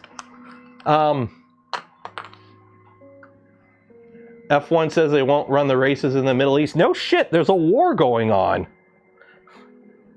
Of course they're not going to run races in the Middle East. There's a freaking war going on. We're like this close to World War III breaking out. Of course they're not going to run races in the Middle East. You know how bad the PR would be if a fucking Shahad takes out an F1 car? Or just hits anything near a race?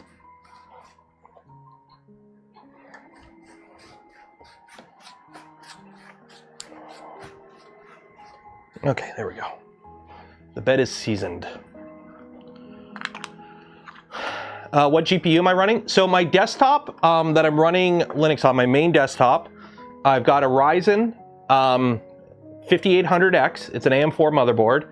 It's a 5800X. I wish it was an X3D, but it is what it is. It's not being upgraded anytime soon. So it's a 5800X. It's a B550, I think, motherboard. I got 64 gigs of DDR4 RAM. Somebody in the community sold me that cheap, so I have that.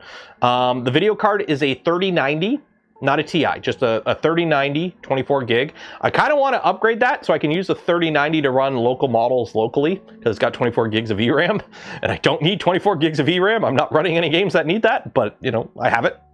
So I got 3090, and then other random stuff. What do I use? I use Vision Miner. I have a link below. It's an affiliate link if you want to buy some Vision Miner, help support the channel. I put that shit on everything. Literally every printer, textured bed plate. I really don't know the difference between textured bed plates from any company.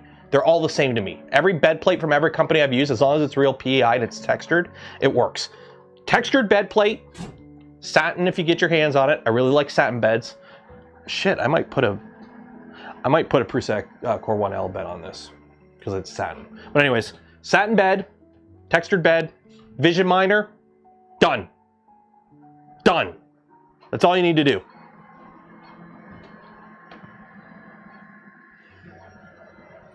I love having the touchscreen to move it around. It is so nice.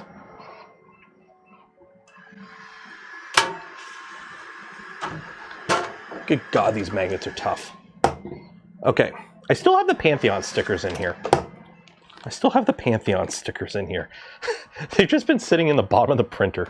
Okay, so that is that.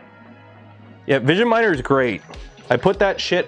I put that shit on everything. I kind of want to make a shirt for my merch store. I got to do new merch. We might do a merch contest at some point. Where, you know, the whole the hot sauce, the Frank's Red Hot sauce, I put that shit on everything. I want that, but with a can of Vision Miner.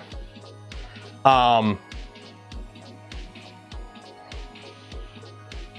I don't think Vision Miner would like let me do that. I think that's like infringing on the rights or something like that. So that's probably a no-go. Okay, so we gotta load this up. So these bags, you got to open them very carefully.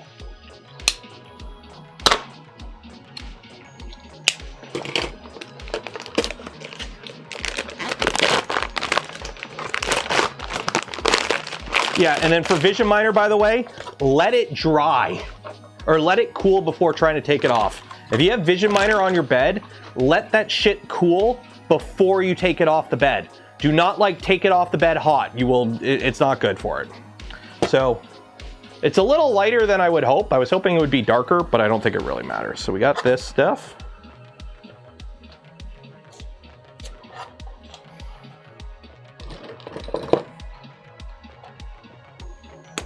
Ooh, this stuff is stiff. So feeding this into the Pantheon should be pretty fun. Because this stuff is, there's a reason they use like 6mm Bowden tube for the feed path on this printer. Actually, I think they use 8mm Bowden.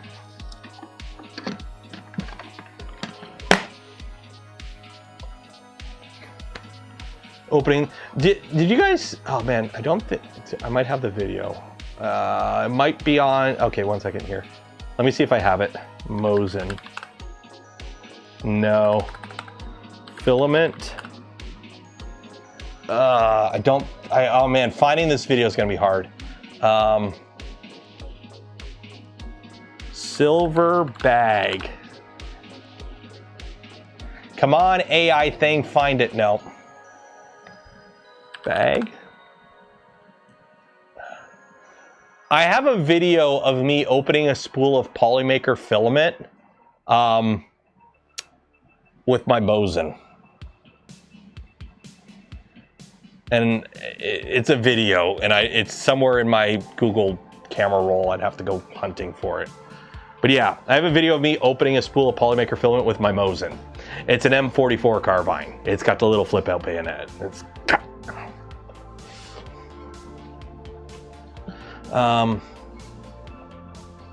I just played this printout, 16 hours print, 5 top, 5 bottom, 40 infill. Now, to be fair, I'm not printing the whole thing. I got 2 beds worth of stuff here.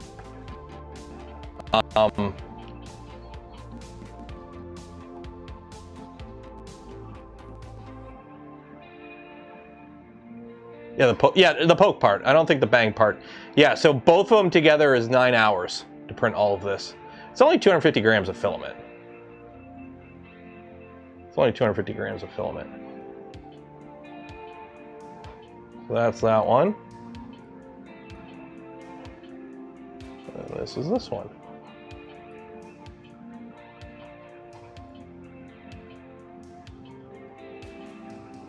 I think I have enough hardware for this too.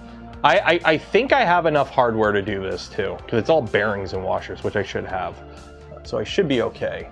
We might have to get the Dremel out and a cutoff wheel and make ourselves some more 5mm dowels, but I've got enough stock.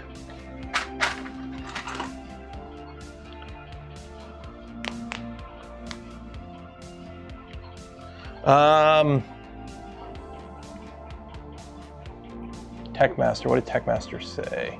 I love when people reply to something and I have to scroll up to find what they were saying. Techmaster, you aren't having issues with the NVIDIA drivers? Nope.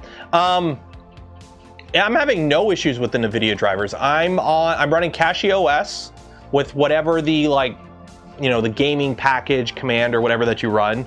I'm having no issues. The only issue I had was I noticed on games like Cyberpunk, if I was outside the city, the sun would flicker. And it turned out it was because my monitor's auto refresh, adaptive refresh was enabled. If I turned off my monitor's adaptive refresh, the flickering went away. It's a 1440p 300 hertz monitor.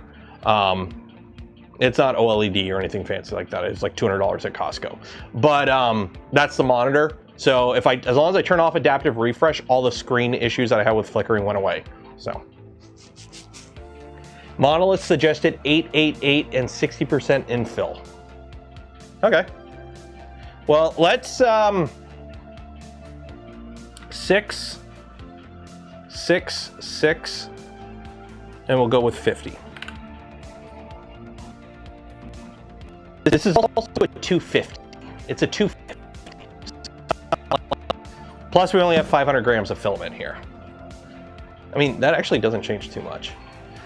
8 walls, you're pretty much printing this shit solid. I'm sorry, 8 walls, you're printing this shit solid. 6, 6, 60. Okay, you know what? Yeah, we'll do 6, 6, 60. 6, 6, 60. There.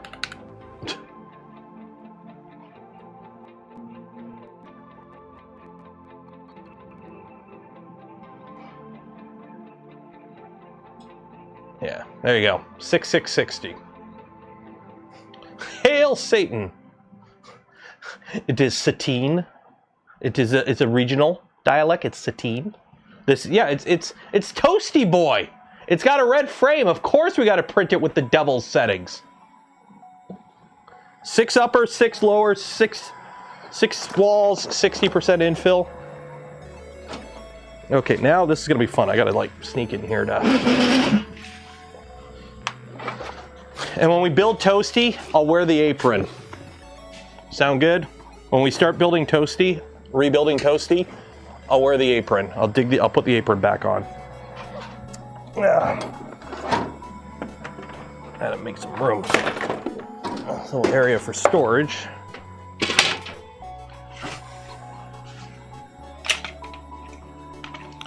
Why, yes, I studied the blade. I don't know, why is this out here? Did I bring this out to show you guys at one point? When we moved into the house, we found this in a storage room in the basement. In one of the closets in the basement, after we bought the house and moved in, we found this. It is like the most mall ninja, fake, garbo, like, it's actually kind of sharp, which is surprising, but it's 440 stainless by Oscars. But yeah, when we bought the house, this was in the basement. It's the most mall ninja, like, crappy samurai sword with a dragon thing ever. I don't know. I think I brought it out to show you guys at one point. I'm like, why is this out here? Okay. So, oh, this thing is loaded. I gotta unload. Extruder. Temperature, I don't know what's in this, so I'm just gonna heat the extruder up to like 360.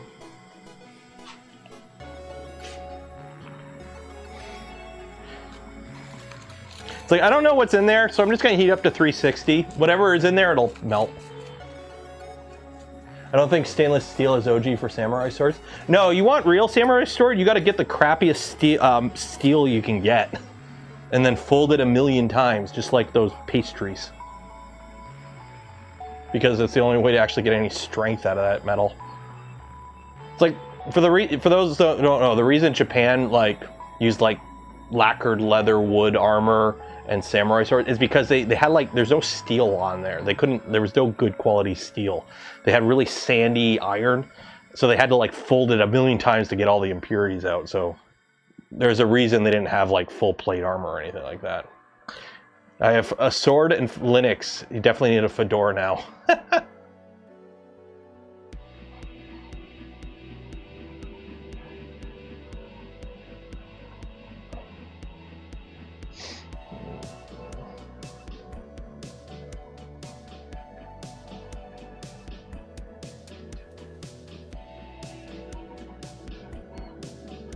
I'm thirsty.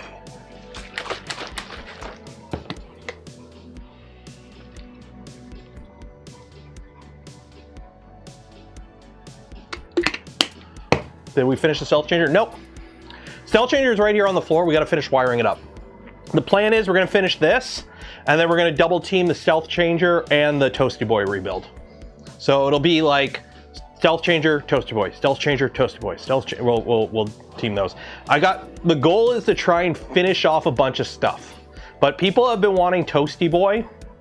And then I finally saw the Monolith Gantry in person in the emu vid there, and I'm like, I kind of want to put this, because I've been wanting to rebuild Toasty Boy for a bit now, so I have a printer dedicated for the more Gucci stuff. Also, Bontech gave me a prototype extruder to play with, and I want to put it in Toasty Boy too. So Toasty Boy kind of got bumped up the priority list, because Bontech's like, hey, do you want the metal version of the LGX Lite Pro? And I'm like, yeah. Here you go. And I'm like, okay. So we got that. Okay. Unload. Okay, it's coming out. Good.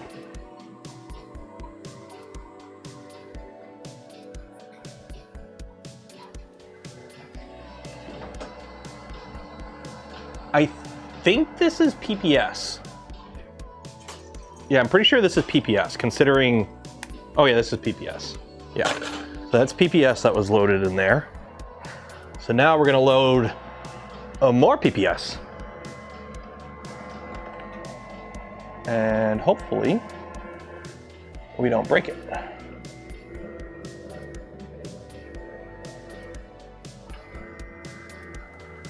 we go.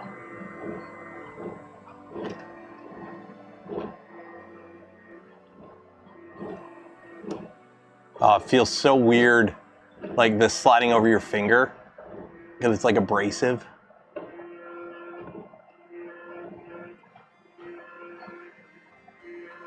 Okay, so now the fun part.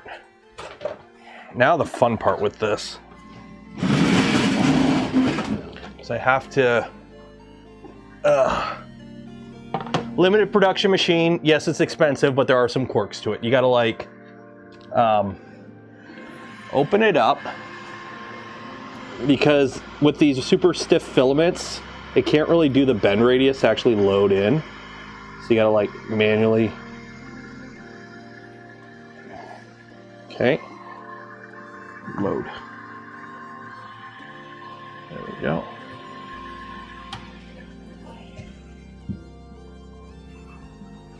There we go.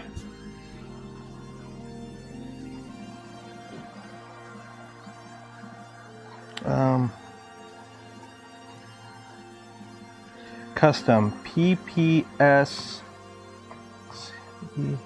there GF20. Confirm. You have to tell it what filament's in it because, you know, Gucci machine. Okay, so now we got that. Let's extrude. Like, put it this way, this machine has, if you start a print, the first thing it does is it purges the entire Bowden tube. It literally purges the entire Bowden tube because it assumes that the filament is stored in a dry box and it can't guarantee that the filament in the Bowden tube is dry because it's not in the dry box. So the first thing this printer does when you start a print, it purges the entire Bowden tube of filament to guarantee that you are not printing with wet filament or suboptimal filament.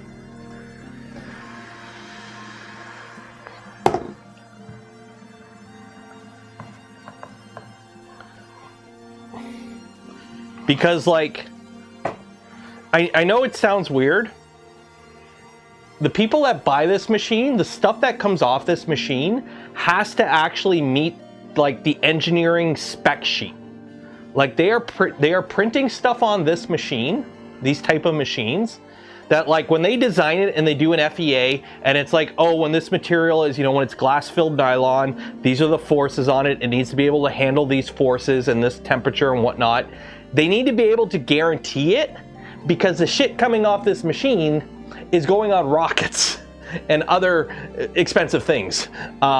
So this machine is actually a very good value because the other machines that this competes against are like 50 grand.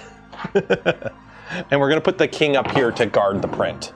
I don't know how good he's gonna be up there, but he's gonna be up there guarding the print. I got a feeling he's gonna fall.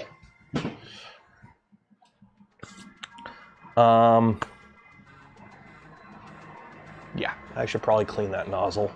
Where is my, there we go.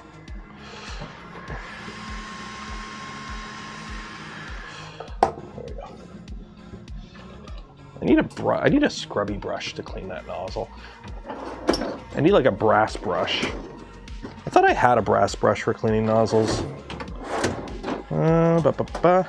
By the way, while I'm digging through this, if you haven't yet entered for your chance to win some Polymaker filament, link in the video description. While you're down there, don't forget to like the smash button, ring the bell, and subscribe if you're not subscribed. If you want to help support the channel, the content I create, and the things I do, consider becoming a channel member, a Patreon supporter, or if you're really cool, gifting memberships to others. It's the best way to support the channel and help things keep going on. That'll work. And then don't forget, if you are a channel supporter, you do get videos early and stuff like that early. So if you don't want to wait for the videos, just be a channel supporter and you can get them early. Also, extra fun channels in the Discord and stuff like that. Okay. What's our chamber temperature? What is this printer anyway? Where is it? There it is.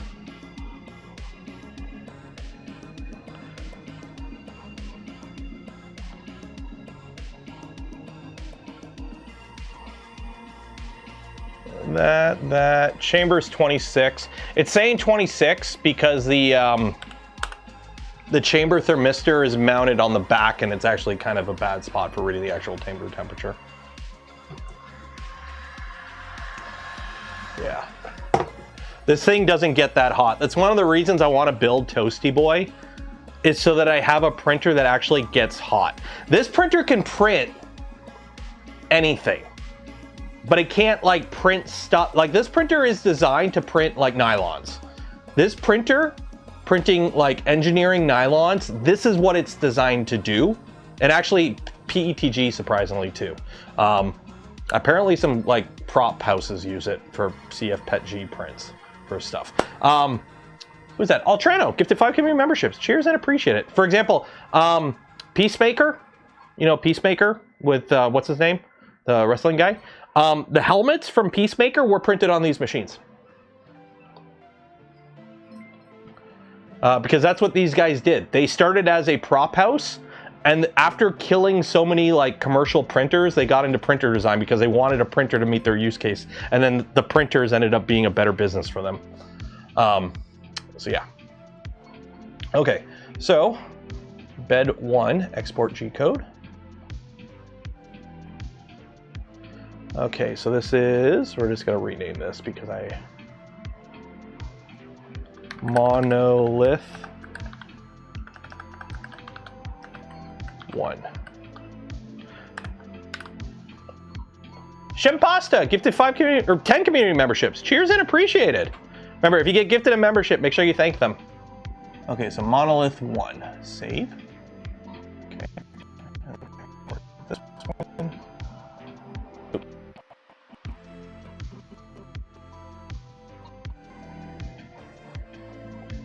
Okay, export G code. Monolith 2, save. This is like a 24-inch 1080p monitor. The problem is it's like 4 feet away from my face, so text is small. Okay, we have that. Upload and print. Monolith 1.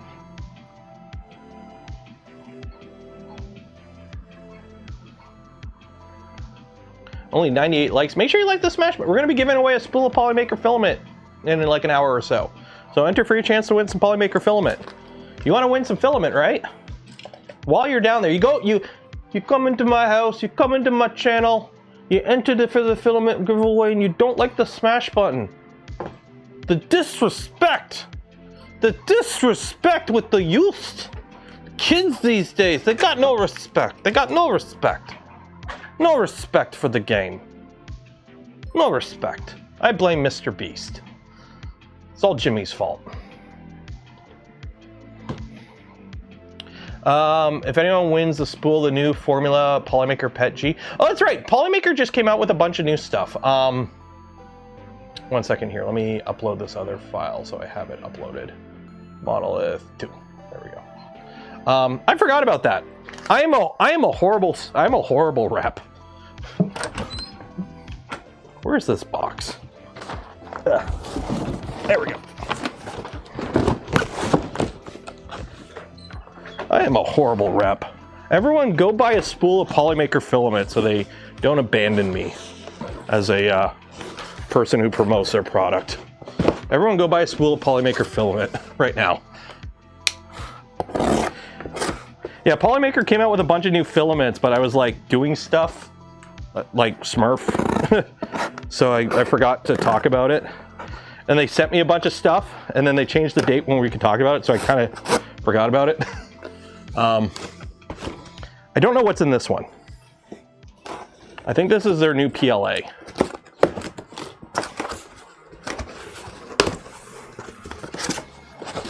I think this is their new PLAs. PLA Pro, yeah, this is PLA Pro.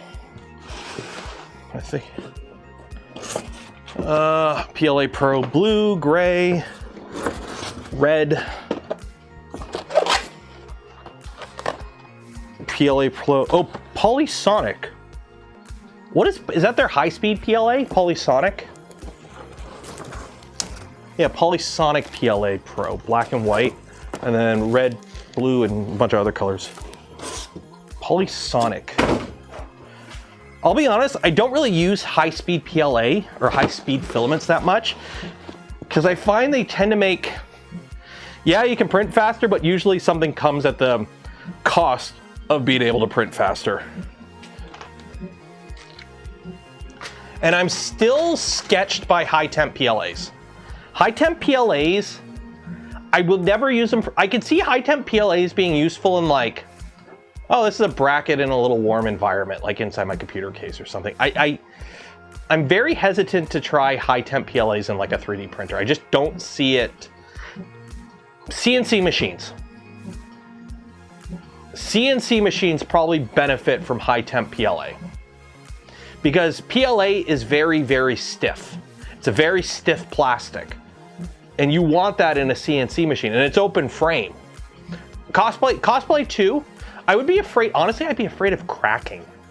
There's a reason I printed the droid. I've been doing PETG a lot for cosplay, because the parts are thin, but PETG has really good layer adhesion. So the odds of it cracking on your layer lines, thin parts crack.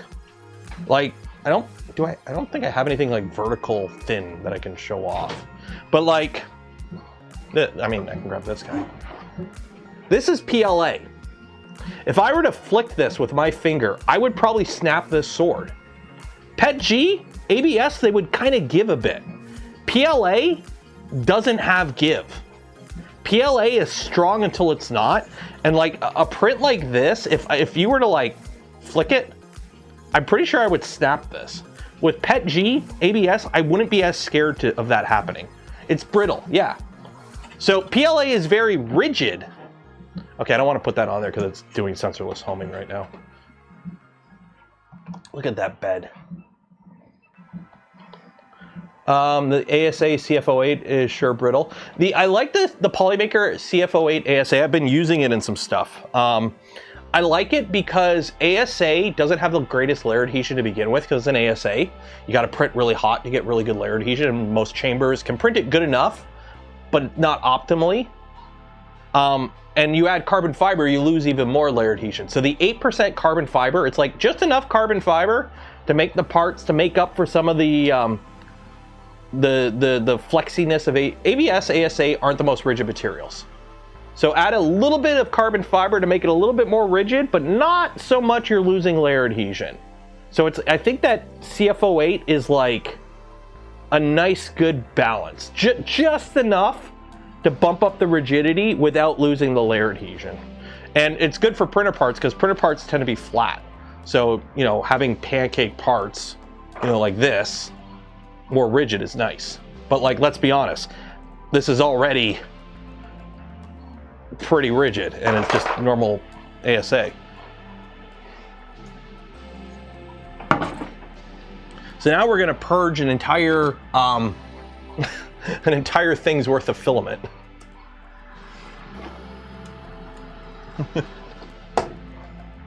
I love the wires under this. This thing is so chonky.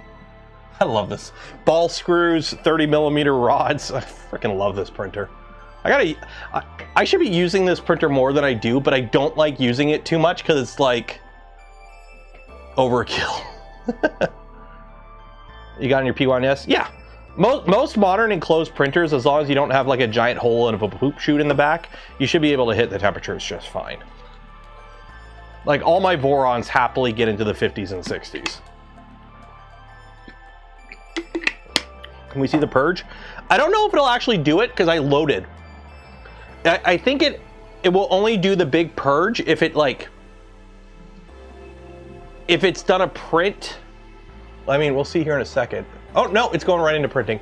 Because I loaded the filament, it assumed the filament was good. So we're going right into the printing. It's not doing the big purge. If it were to power cycle, or when I go to start the next print, it'll probably do the purge. But it's going right into the print right now. And actually, because we have the mobile camera now, let's get this set up. Let's get the mobile camera set up so you guys can actually watch this do its thing.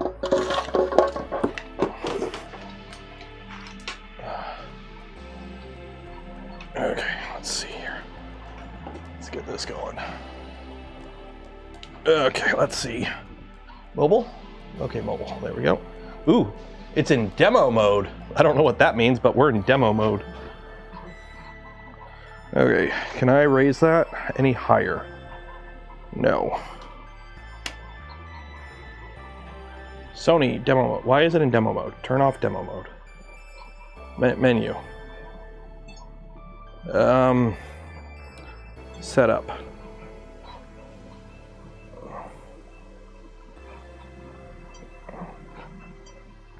Component. TV. Control for HDMI on. I don't know how to turn off demo mode. How can I do this? Okay, 1 second here. 1 second. Yeah, it does clean HDMI out. I just gotta make sure it doesn't go into demo. I think I gotta put a memory card in it. Okay, so I gotta do this. This is gonna be sketchy. This is gonna be sketchy.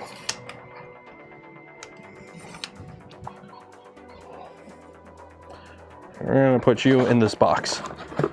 Live in the box. What's in the box? The camera. Okay.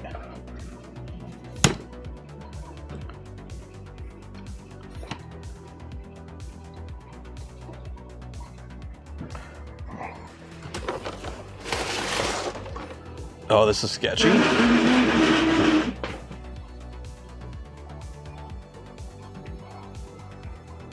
There we go.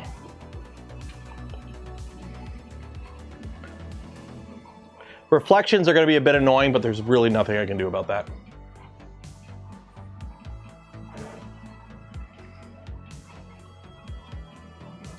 By the way, I have no idea what the speeds and feeds are. These are all default settings. Default settings for everything. I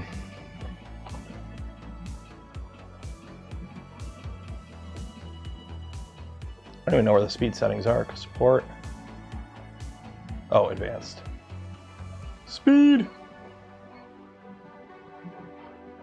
14,000 Excel. Where are the travels? Travels half a meter a second. Yeah.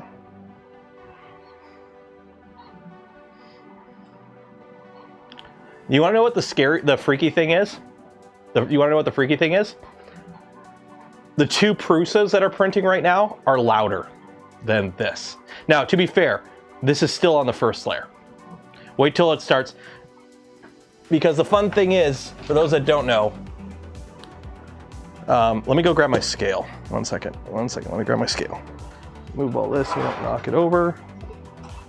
Don't knock the camera over. Do I got the camera viewing? Yeah. Okay, let me move this.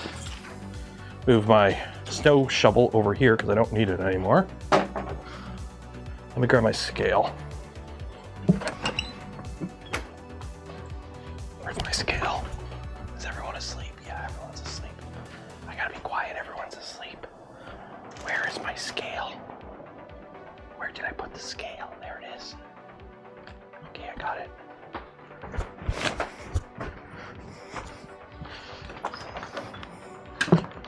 Okay, I'm back.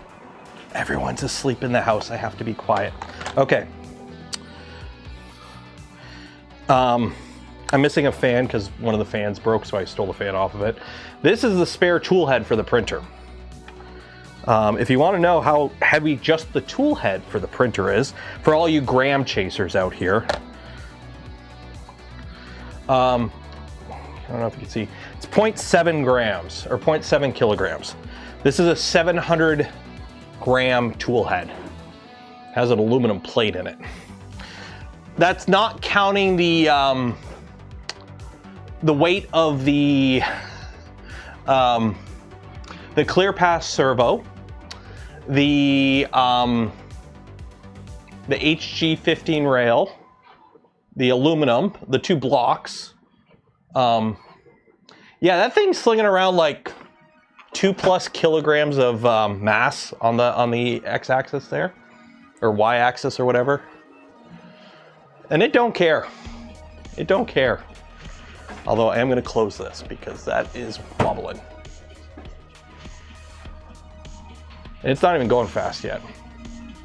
I think they're HG15s. I can't remember actually. They're big. They might be HG20s. Or yeah, no, I think they're HG. I mean, the ball screws are BF12C7, if that means anything. I mean, there's the servos.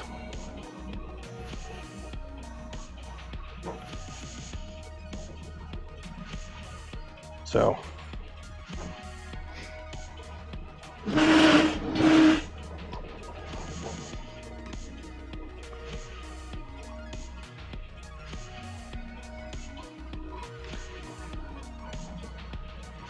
it just goes with it'll zoom zoom.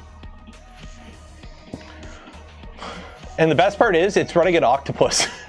It has an Octopus controller. It's with a Raspberry Pi. This is running like an EBB CAN board. It's just running Clipper. Like, it's out of date. I should probably do some updates.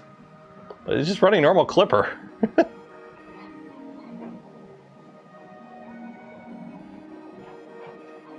I gotta keep an eye and make sure the filament doesn't break in it.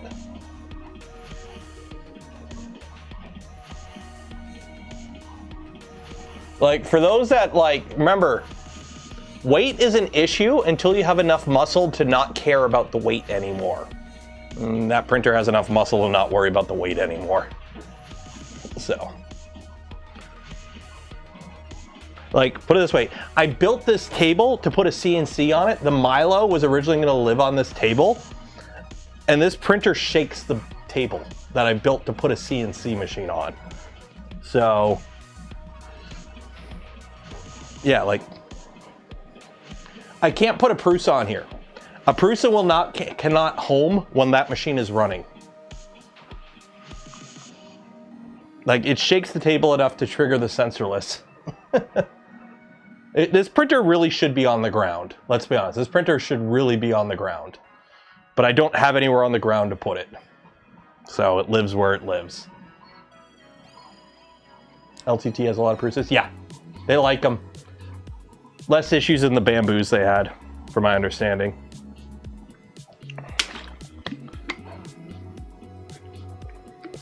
They also have a couple of Vorons. The engineering guys, when I visited them like 2 years ago, had Voron printers on their desks. They had V0s.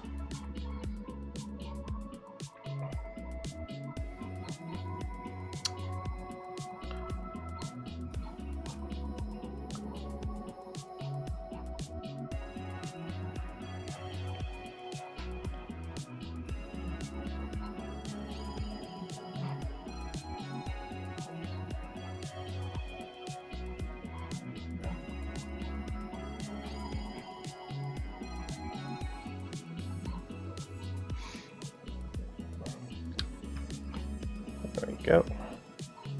How's that first layer coming down? Oh, that's coming down good. Ooh, that's so good. That is such a good first layer. It was a good first layer. You're a good first layer. Really want to build a boron? Yeah, they're fun. Just need the time.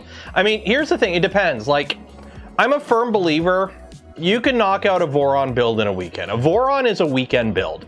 If you're like, hey, I'm gonna sit down and that's what I'm doing this weekend is I'm building a Voron, you could build a Voron in a weekend, right? Wake up, make a cup of coffee, start working on it, you know, put a show on, a podcast, whatever. You could build a Voron in a weekend, no problem. No problem. If you have a weekend. I'm surprised LTT didn't finish her. They have a Pantheon. Pantheon gave them a printer.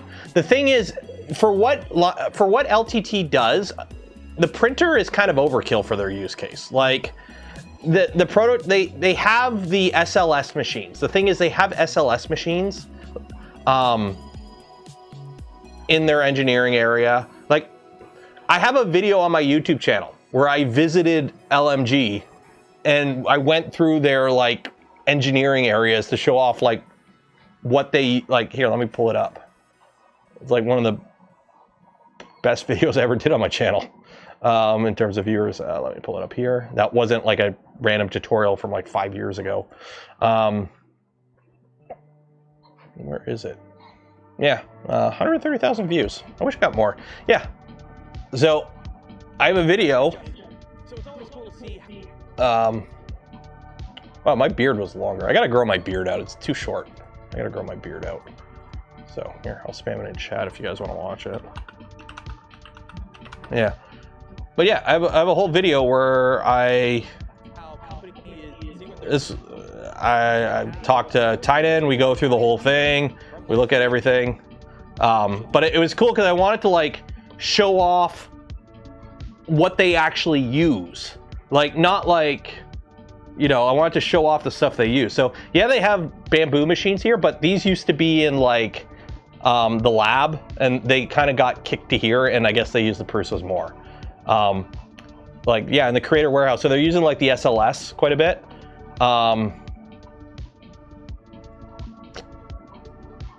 Like this one was pretty cool. Yeah, they got all the Prusos there. And then we went over to the lab. So in the lab, they have an XL. This is where they had, like the Pantheon, it was on the floor, like over here somewhere. So, yeah. So it was a fun video. It was a fun video. Since I'm loving zip tie tuning. Zip tie tuning reminds me a lot of the original Mighty Car Mods era. Like if you like Mighty Car Mods, which you should, their zip tie tuning reminds me a lot of that. And they just did a video with Dank Pods in Garbage Garage. Why is it doing demo mode? Okay, how do I turn off demo mode? Sorry, you guys are gonna have to deal with me faffing around with my camera. Menu. Okay, setup. Shooting mode, maybe? Movie. Oh, the touchscreen is horrible. Okay, menu. Setup. Connection. Yeah, it's connection. 1080p. Okay.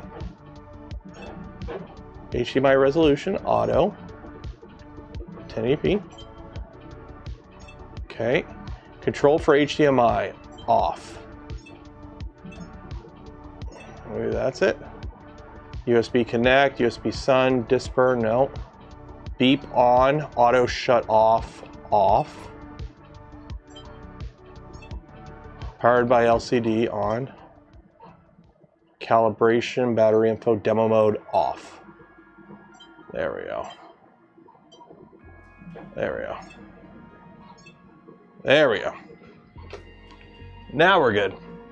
Now we're playing with power. Hacking the Gibson. And yes, I have it on a tripod on a stool. Are we on to the second layer already?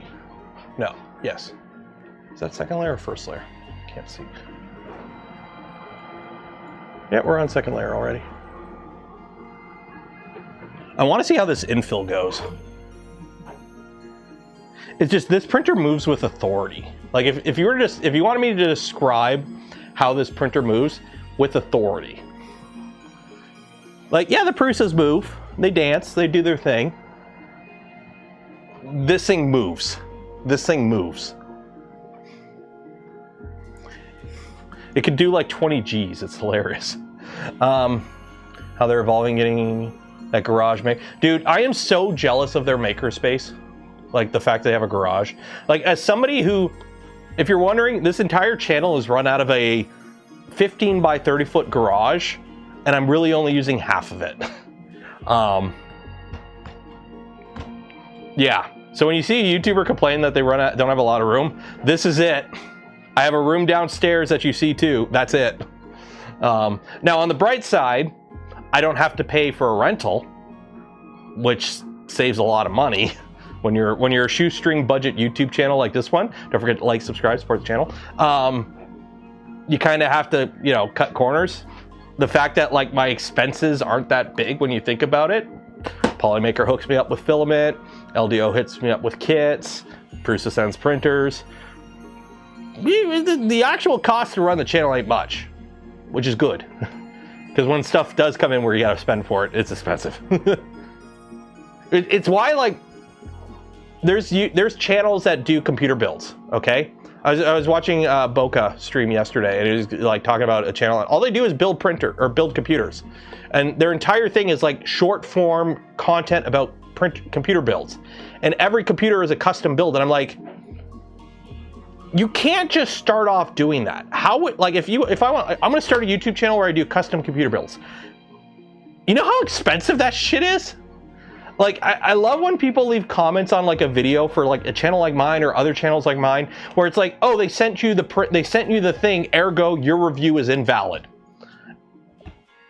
Yes, Project Farms can afford to buy everything that they show off in their, you know, videos, right? Project Farms, if you don't know who they are, oh, no, wrong. Project Farms, great YouTube channel. They do a lot of like reviews and comparisons, and like the cool thing is with them, they basically buy everything. Like they don't do, like, I think they do the odd occasional thing where stuff is sent to them, but everything is like they buy it. And people are like, you should be like that. Yeah, I don't have 5,000 Patreons. Okay? Like, you don't see it. You used to be able to see what the actual Patreon income was. But like, I wish I had 5,000 people giving me $5 a month so I can buy screwdrivers. That shit ain't cheap. Like, I can, like, budget-wise, I can basically afford to buy a couple printers a year for the channel. And that's about it. Here's my contribution. Cheers, Troy and Tiburon. But yeah, it's like, it is, especially for like, okay, cool, buy the new H2C and do a video on it. That's like $5 Canadian. If I wanted to do a full proper video, okay, Bamboo Lab, because Bamboo doesn't talk to me because their printer caught fire in my basement. I didn't like it. And I was overly critical of them, so they don't talk to me. So it's like, oh, if you wanted me to do a video on an H2C, okay, so I gotta buy that. I have to buy an additional AMS so I can do all four, plus taxes, plus shipping. There is no way I'm making $5 on a video to even offset the cost. So, yeah. Have I used Orca Slicer on Casio OS? I have not. Actually, I have not. Simply for the fact that I tend to slice stuff for my printers in the room the printers are in. So, in this room, that's on Orca Slicer. This is Orca Slicer. The Trident there is Orca Slicer. The rest are I have Prusa Slicer. I have Prusa Slicer on my desktop because I will send stuff to the Prusas from my desktop and also monitor the prints with Prusa Slicer from my desktop computer. All the other printers I can monitor over IP address. So I don't need a slicer to monitor them like I do Prusa Slicer for the Prusas. And I'll be honest, I've been using the Prusas mostly. I have Orca Slicer on this computer. There's a reason this computer and the computer in the basement are staying on Windows. One, Fusion. So if I need to do any Fusion 360 work, I'll just do it on one of these two computers. And Orca Slicer. And actually like running the printers too. Like Pantheon Slicer, for example. So I haven't actually tried to put Orca Slicer on it. But I've got Prusa Slicer on it. It works great. So, Orca Slicer works good in caching. Yeah, I honestly completely forgot to install it. I just haven't. Usually when I install the programs on my computer, it's like, okay, what do I need? And then it comes, okay, when I need it, I'll put, Steam, Steam, Discord, the stuff you use daily, okay? And then it's like everything else is like, okay, as I need it, I'll install it. And I just haven't needed to install Orca Slicer, so I forgot about it.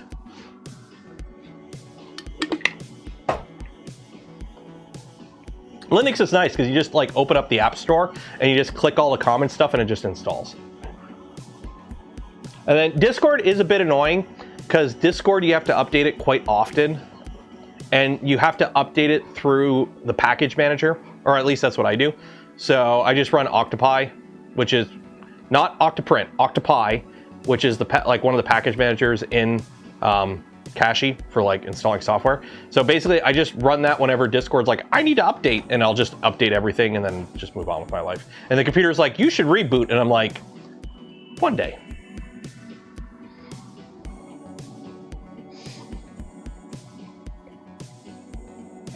Got Fusion running on Linux on my old MacBook Pro. I haven't tried putting Fusion on my desktop yet. Because I'll be honest, I don't really use Fusion that much, and when I do, it's nice having chat around to tell me what I'm doing wrong. So I just tend to do it on these computers. Yeah, to install via R to get it correctly. Kind of a pain, but it works now. Yeah. You can turn off the requirements to update Discord on Linux. Oh, you can? Okay, I got to do that then. Bearded Printer gifted a community membership. Cheers, I appreciate it. I don't think I have anything to drink. Like, we're at the point now in the night where I'm like, okay, I got what I wanted to get done. And I don't think I have any thing to drink. Ew. Yeah. I got White Claws. I'm not that desperate. Yeah. No. We're good. We're good. Yeah, there's White Claws. I'm like, yeah, White Claw. Ugh. Not that desperate.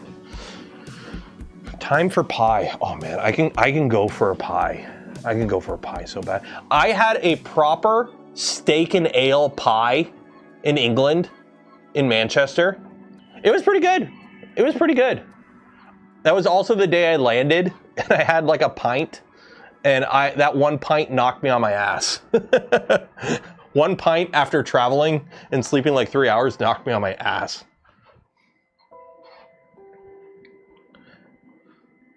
And then what else? Oh, I got everything's booked for Rocky Mountain. So I got to send my invoice into the sponsor, but everything's booked for Rocky Mountain. So we're good there.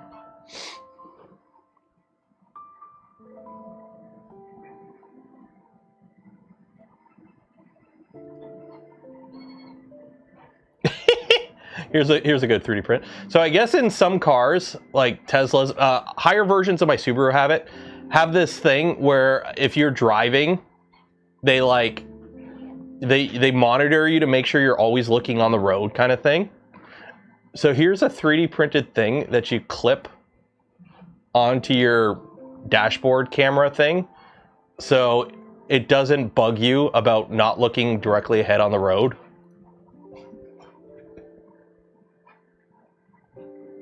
That's funny. Oh God. I hate nanny state stuff. I hate nanny state. Did I get mushy peas? No, I got mash. I got mashed potatoes. I'm not a fan of peas. Mushy peas are not my thing. I don't like green. Okay, the spool's still spinning. I'm like just poking my head at the spool because this filament's so stiff and this printer moves so fast.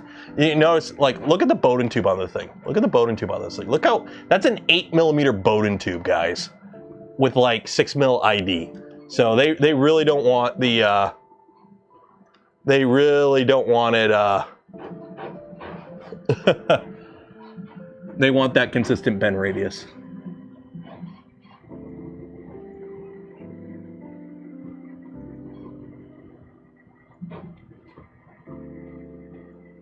Shoot, I might be under extruding. Am I under extruding? Do we have a jam? Is it spinning? No, it is spinning. Did it forget to do, is it doing like walls before infill? What is it doing? Or is that just, I don't know. I'm just gonna let it keep doing what it's doing.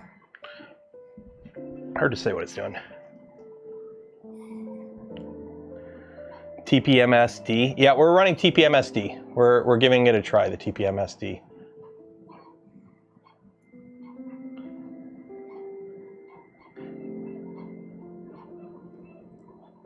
It's gonna be really interesting once it starts going. That tube is le chonk. It is le chonk. It's thick. Damn boy, she thick.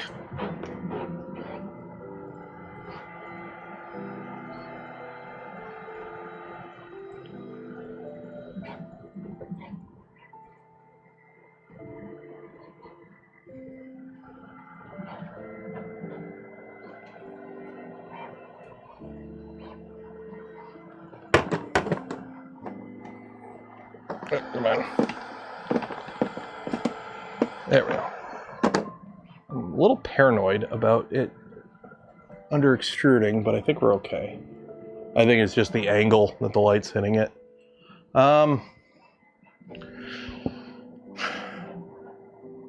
My mother made a homemade Dutch apple pie.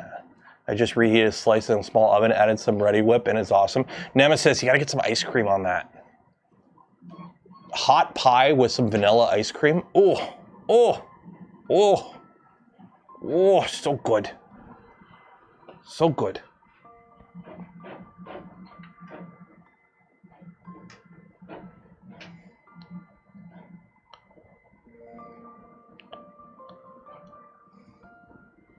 Soggy mess? Yeah, that's what I noticed about the British pie. It's like you cover it in gravy and everything just turns to mush. And it's good. It's so good.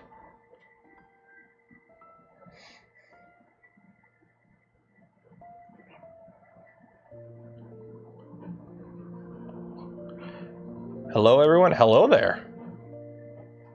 Yeah, it's like, why are you using Linux on your desktop? And it's like this shit. Every update to Windows 11 has been horrible. I don't think they've done a single update of like, hey, wow, this is nice. Has there been a single Windows 11 update that makes you go, wow, thank you for doing this thing? Because I don't think so. Just tie away from ivestream. Ah, fair enough. Dude, okay. We were at Costco. Oh my god. Kit Kat ice cream bar. Let me find this stupid thing. Oh my god, these things right here. Oh my god, the Kit Kat. We were at Costco, this was a couple weeks ago, and these things were on sale. If you ever want to feel like fat, the Kit Kat double crunch coated chocolate ice cream thing. There's a couple different types of them. I think it's regional. Ours was just vanilla on the inside. Oh my god, these things were, oh my god, I could feel my arteries clogging, and it was like just going right to my thighs, and I did not care. I did not care. It was so good. But yeah, Costco had those on sale, and I was like, oh, somebody at work got these and they said they were good. I want to try it. I'm like, okay, yeah. And 4 of them later, I'm like, I regret nothing. I regret nothing.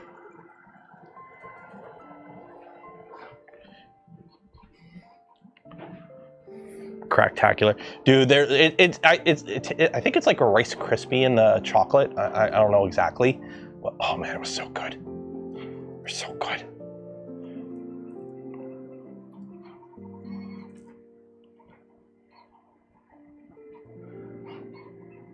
They outlaw crack, but they sell that. I know. It is funny. Like somebody who doesn't really drink anymore, but partakes in the Canada's national herb occasionally. I'm like, how is this shit like?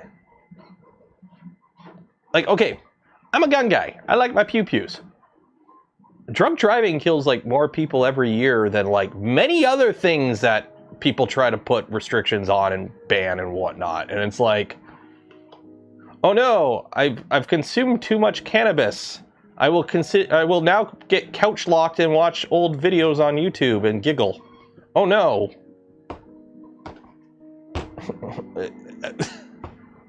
Like, don't ever drink and drive. Holy shit, never drink and drive.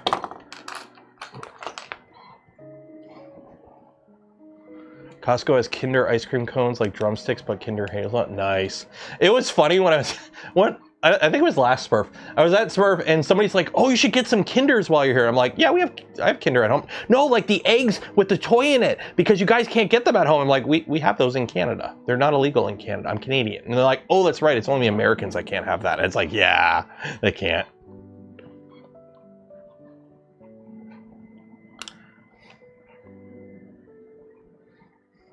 Yeah, the Kinder eggs with the chocolate or with the actual toy in it.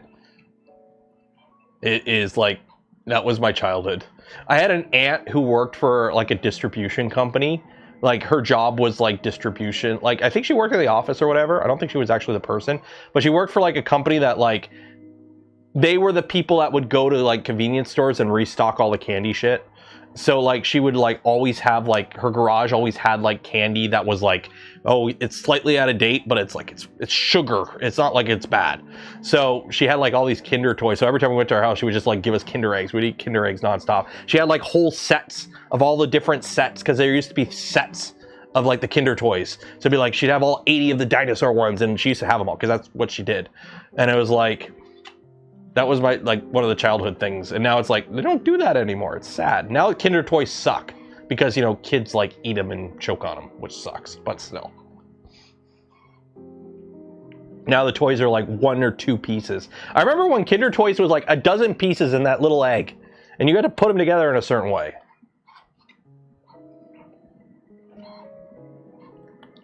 Don't even see booze ads. Have you seen the thing? Like drinking among like the Gen Z has like crashed completely. One, like up here in Canada, you don't get American booze anymore. Like none of the liquor stores here carry American booze. So that's kind of killed the market a bit. But also, young people don't drink. Alcohol sales have collapsed. And it's because, one, young people don't go out to drink anymore. They don't go to bars because, one, it's stupid expensive now. If you are going to drink, you're going to drink at home or at a party put on by people, and you're going to go buy beer at the store. You're not going to go spend like $12 for a pint. It's ridiculous how expensive alcohol is in places.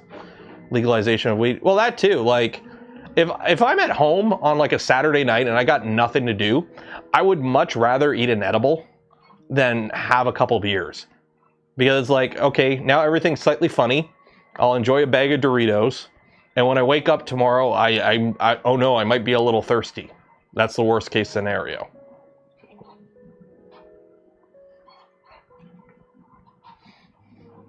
Oh, the gambling stuff is insane. I avoid gambling like the plague because I know I have an addictive personality, and I just avoid it like the plague because if I know if I start, I'm effed.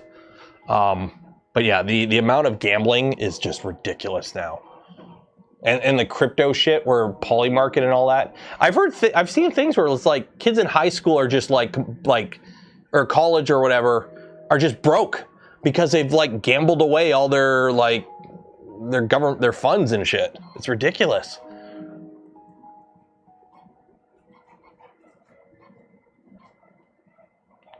Bag of Doritos. I used to do Pop-Tarts. I used to eat Pop-Tarts like crazy. Like I went through that period when I moved out of my house, and I had a full-time job. I moved out of my house, and it's like I gotta fend for myself. What food should I buy for lunches at work? Pop-Tarts. I was a kid. I wanted Pop-Tarts. I'm gonna buy Pop-Tarts, and then I gained like 30 pounds, and I'm like, okay, now I know why not to do that. So now I don't buy Pop-Tarts anymore. Let them cook. Let it roll. The South Park episode where, okay, for those that don't watch South Park, there's an episode of South Park where I can't remember how the whole setup happens, but there's like a native reserve near the town or whatever. They open a casino, and like everyone in the town like loses all their money at the casino, and they lose the town. And then they realize that if they raise a certain amount of money and they bet it on like a random number on the roulette table, they can win enough money at the casino to buy their town back. And like the kids are like, no, this is a stupid idea or whatever, and they do it and they win. And so they win enough money at the casino to win their money back. And the kids are like, great, we did it. And then Randy's just like, let it roll. And then they lose. They get dejected on the ride home. The kids are like, Stan's like, Dad, why did you? He's like, Stan, you don't just quit when you're on a roll. Oh, that was a good episode.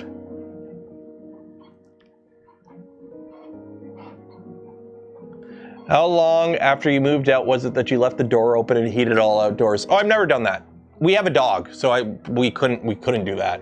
I will say though, the house that I lived in when I lived at home, my bedroom was above the garage, which meant that like the AC system kind of sucked. So my room was always hot in the summer and always cold in the winter.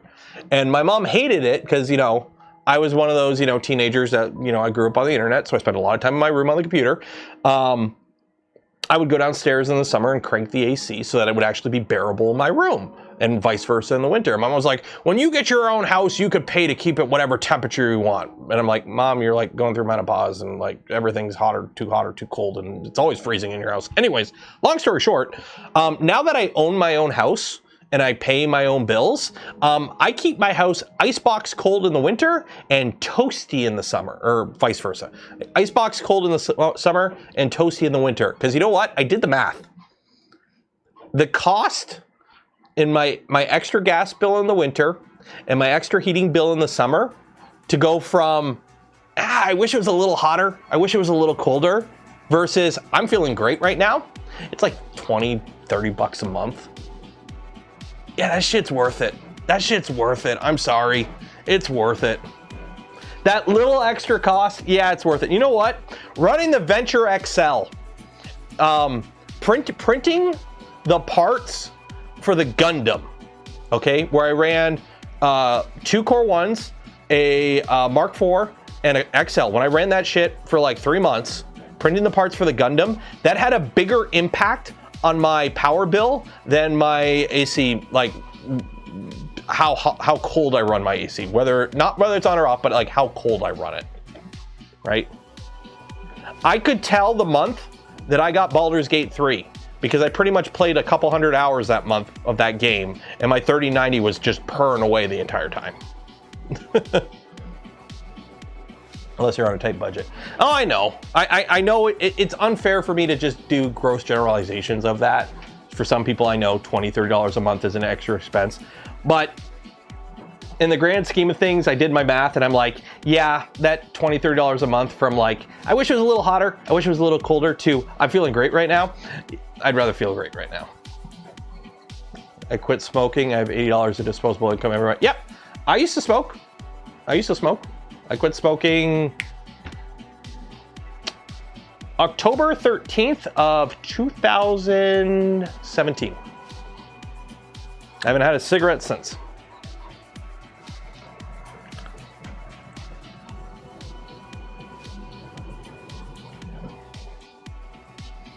So,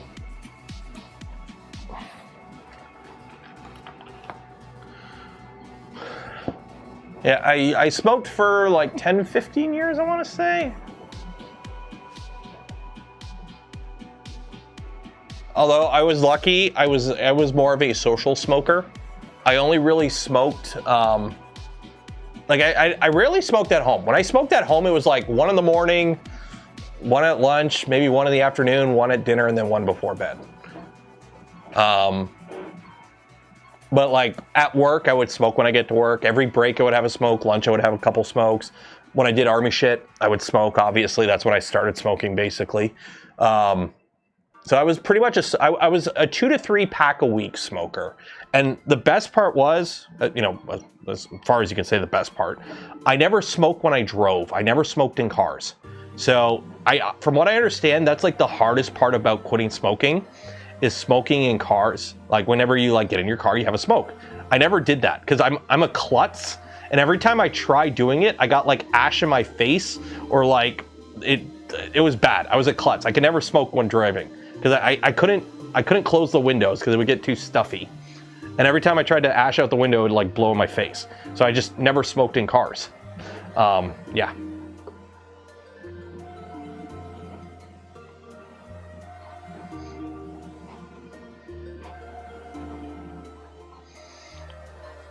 The poorest people I know are smokers. It's a vice. I'm a firm believer everyone should have at least one vice. But smoking is just one of those things. You need something. You need something. And smoking is a de-stressor. And if you're in that situation, you're kind of probably stressed. So I get it.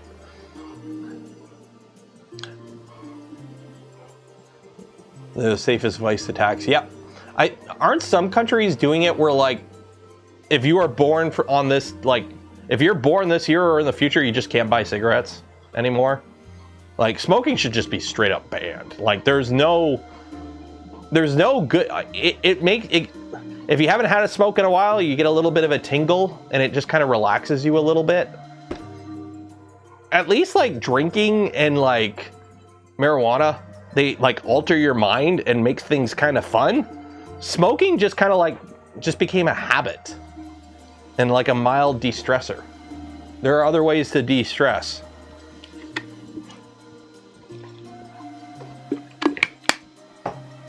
I did gain about 10 pounds when I quit smoking though, in like 2 months.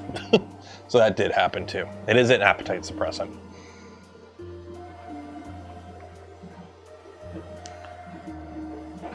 Zins, oh, frickin' Zins. I've had a couple people offer me Zins and I'm like, what is this? They're like, oh, it's tobacco. I'm like, so it's like what? Chewing tobacco? It's like dip? It's like, well, no, it's in a pouch. And I'm like, I'm good. I'm good. I've never done Zins. I have no desire to try Zins.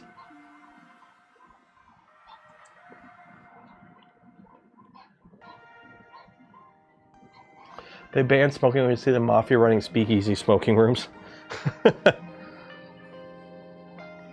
It is funny, during COVID, one of the few like industries they couldn't like, they specifically called out alcohol sales during the COVID lockdowns, saying like, yeah, we can't really do anything to stop this because unfortunately too many people are too dependent on alcohol, and it would actually cause more problems if we like shut down all the liquor stores like we have everything else. So we have to leave the liquor stores open, which is kind of sad when you think about it. Marlboros are $25. Oh, dude, in China, everyone smokes. When I was over there in China, that was like one of the biggest takeaways. How just everyone smoked. Everyone smoked. Like, I'll be honest, it's kind of funny when you play, if you play Cyberpunk, people smoke in Cyberpunk all the time. And it's like 2 reasons. One, just cigarettes in the future, they just don't cause as much damage to you apparently. It's like they're medically different where they just don't. And 2, oh no, your lungs are bad. Just get new lungs. It's cyberpunk future. So everyone smokes because it doesn't matter. Plus nobody lives long enough to even get cancer, so what's the point? Like, don't get me wrong, if smoking had no downsides, it's pretty cool. Let's admit it, right? It is a pretty cool thing. It just, you know, it's like asbestos. Asbestos is awesome, except for all the downsides. If smoking didn't kill you, didn't give you cancer, didn't cost a lot, and didn't make you stink, it'd be pretty cool. Let's admit it. It's pretty cool.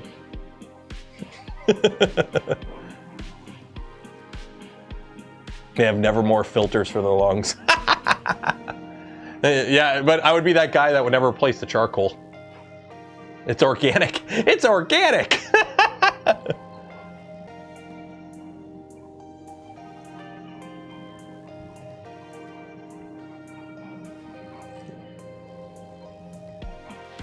Cigarettes that had asbestos filters. Yeah, there was a lot of wacky shit back in the day.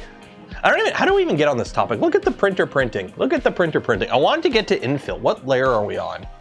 We did six layers before infill. I just want to wait for the infill to kick in. Layer 4. Okay, so we got 2 more layers before infill.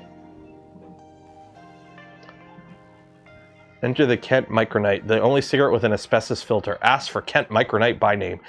I went, last time I was in Quebec, I got beer. I got some craft beer. I wish I kept the bottles, but we picked up some craft beer. It was bottled in asbestos. The town. There's a town in Quebec called Asbestos. And I think there was like a big thing to change the name, and they're like, no, that's our history. Why would we change the name? It's like how in Northern Ontario, there was like a hockey team that had the swastika as their like logo in like the 20s, in the 1920s. And when people after like during World War II, like, shouldn't you change that? They're like, we had it first. Go away.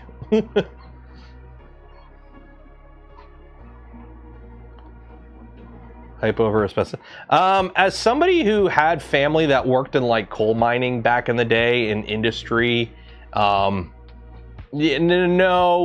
asbestos really effed up a lot of people.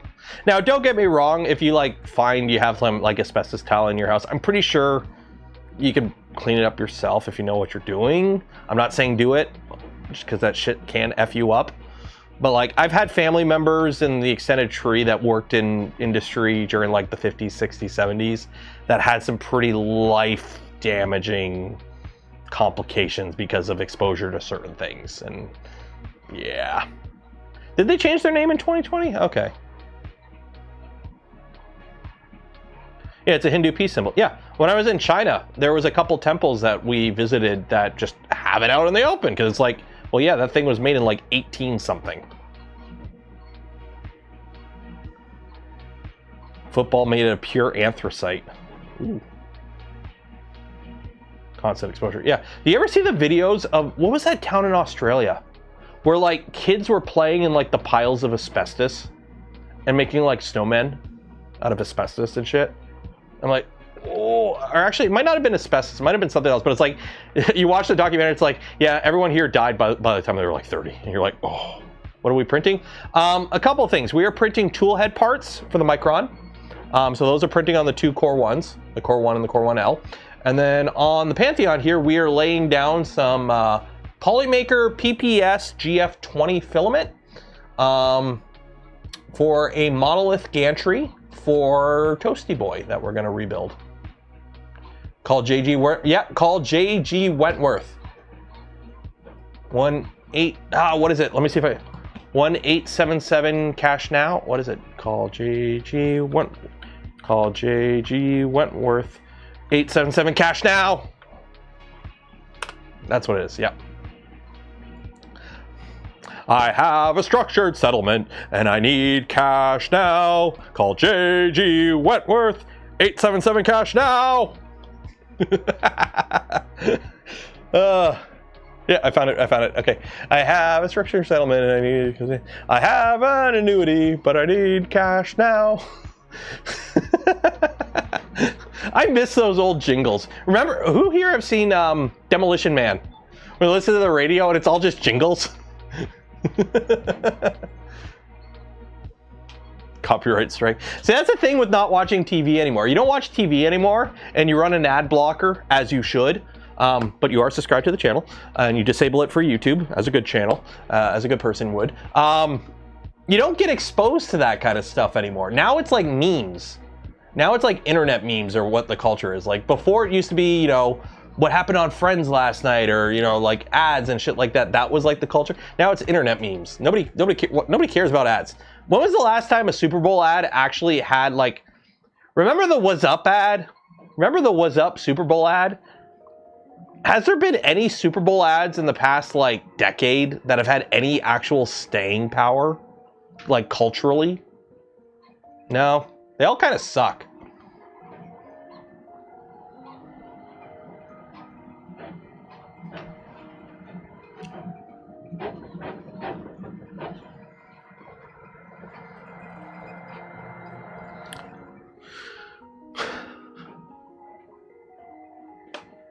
During Springer and Mari. Oh God, Springer and Mari. Those shows were all fake, weren't they? He doesn't know how to use the three seashells.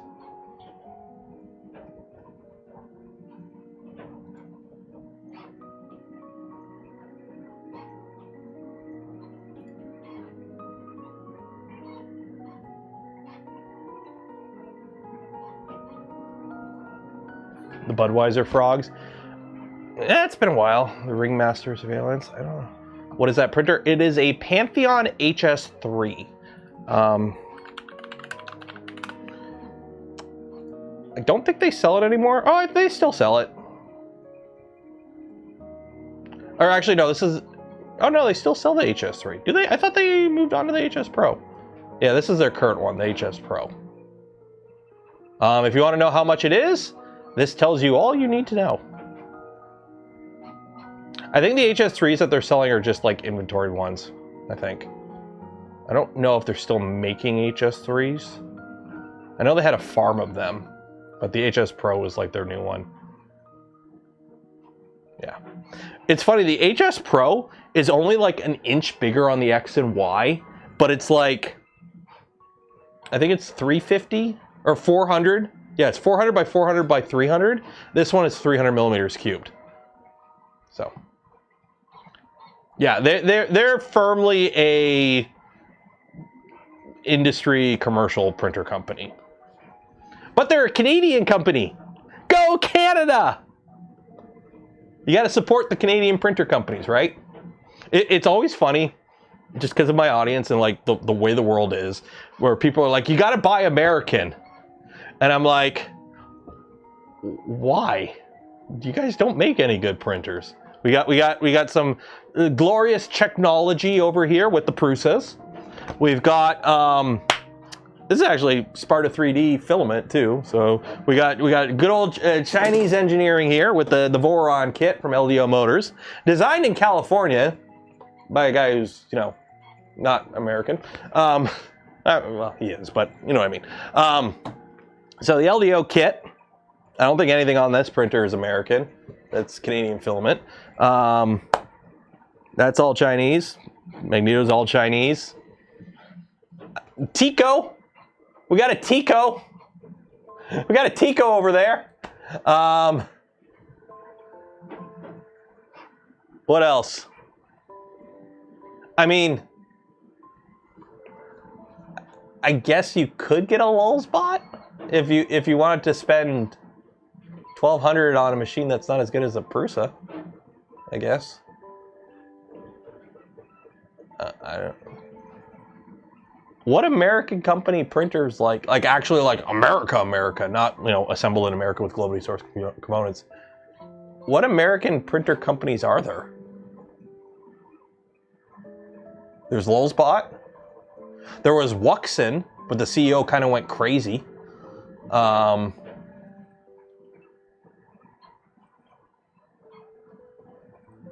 MakerBot and Ultimaker are the same company now. The Tube, get a Tube. That is made in America. The Tube is made in America, in Wisconsin. Luke is slaving away over a lathe making them right now for you. Buy one, Luke's Lab, use code Canuck, save some money. Support America. They need all the help they can get right now. We all know that.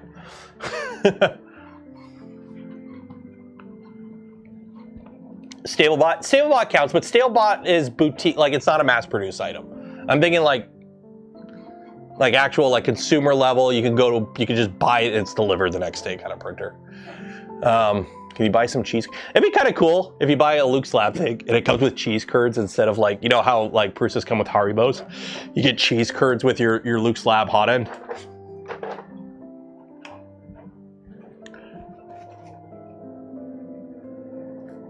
But yeah, I always find it funny because people leave comments. I'm like, Canuck creator, whatever. But it's like, oh, you got to support American. I'm like, why? It's all foreign to me. This is at least made in Canada.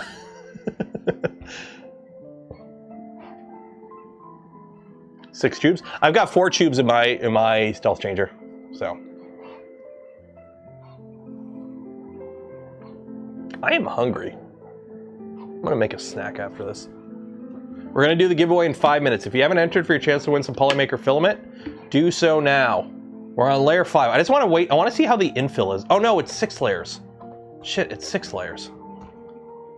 We're gonna go until this thing does infill. I want to see this thing do 60% TPMS infill, or what is it called? What's the infill?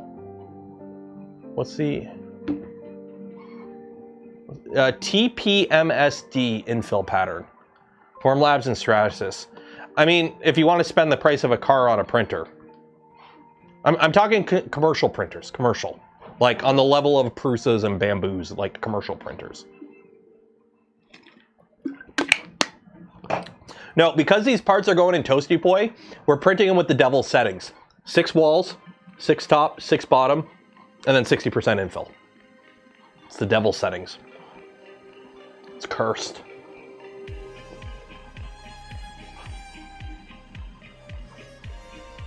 My worker doesn't like being linked to my printer over Wi-Fi. It won't open anymore. I kind of stopped connecting my printers. Like, it is nice to be able to like transfer a file, but I've kind of just stopped doing that workflow. I never did that workflow to begin with. I just like, I don't know, export and then upload. I just do that. Drug the U1 back from China last week. That's a decent little printer. If they're planning 300 bigger on a trip. Oh, that's right. Was that you on my Discord? Who was just in China? Is your username different than your Discord name? Or am I just horrible with names? I know I'm horrible with names, but I didn't think it was that bad. No issues getting the U1 back into Yankee Doodle land? There's no region locking on that printer, right? The U1 doesn't have region locking, I'm assuming. The bamboos do. For those that don't know, if you are in Asia and you find a bamboo, it is going to be like $250 cheaper than it is in North America. Don't buy it thinking you can bring it home and save some money. They region lock the bamboos, and it's a bamboo, so you kind of have to connect to the internet for like most of its usability, and it won't work.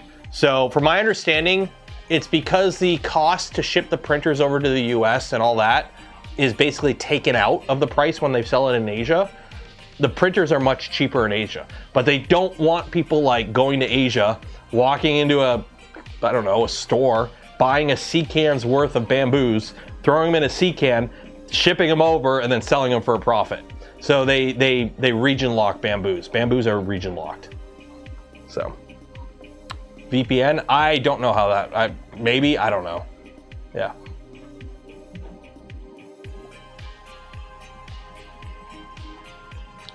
Right. Oh, I've known about that for a while. I've known about that since the beginning. Remember, at one point they sent me pre-production machines. I have in an email somewhere, I have the original version of Bamboo Studio. That was Bamboo Studio. It wasn't Bamboo Studio, it was Bamboo Slicer. And it had a lot of connections to Prague at one point, because it was that early of a version of Bamboo Studio. I'm reading the EULA, and it's like Bamboo Slicer, or no, sorry, it was Bamboo Research. I'm like, Bamboo Research? Who's Bamboo Research? Oh, you controlled F one word and you replaced it with bamboo. That's why it's a lot of Bamboo Research. I gotta go digging through my old emails, see if I can find that, because it's kind of funny.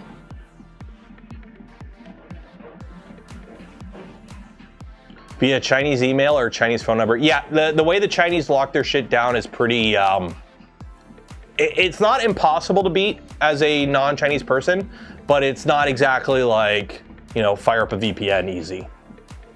It's like if you ever watched any of the videos on like LMG where they're like looking at Chinese TVs or whatever, and they like have to get the one guy on the team who actually has a Chinese phone number to activate everything. That's basically why.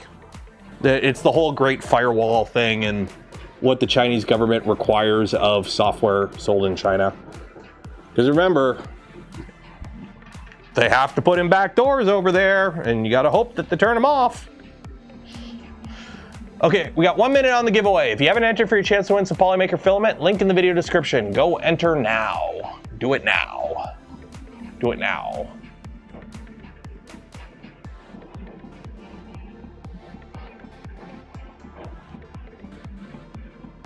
I have a Chinese Alipay account. Well, I had to set up an Alipay account when I went to China. I don't even need a Chinese visa anymore. Last year, I had to drive all the way up to Toronto, 4 hours to Toronto, apply in person to get a visa to go to China, spend a couple $100 on that, then drive 4 hours home, and then wait for my passport to come so I can get a Chinese visa so I can go to China. And then Mark Carney walks in there, does a little trade oil. They're gonna buy some canola oil from us. We're gonna buy a couple Chinese EVs, and guess what? Canadians don't need a visa to go visit China anymore. So now I can just like go hang out with my buddy G and go drive around in a BYD without a visa. So that's pretty cool. Daniel, thank you for becoming a member of Torture Test. Best way to support the channel is become a channel member. Yay. I mean, it's pretty cool. I mean, I will say, for the week I was in China, it was pretty cool. Like, China was a fun trip. I had fun in China. Food was good.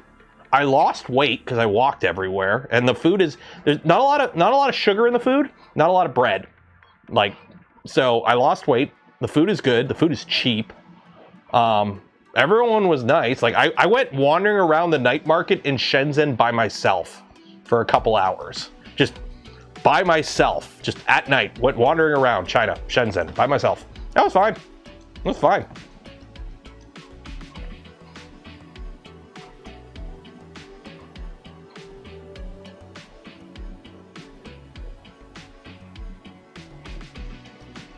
I think there's a stream on the channel. If you go back last year, you can find the stream where I talked about my China trip.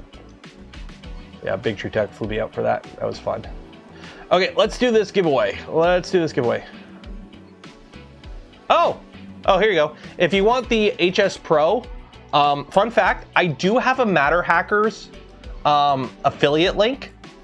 So if you think the HS3 is a cool printer, but the HS3 is outdated, there's now the HS Pro, and you are interested in buying a Pantheon HS Pro because you like good quality Canadian made 3D printers, I do have a Matter Hackers affiliate link, and Matter Hackers does have it.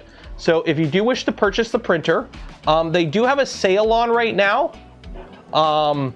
where you can get the filament cartridge, the sealed filament cartridge. That's $5 off right now.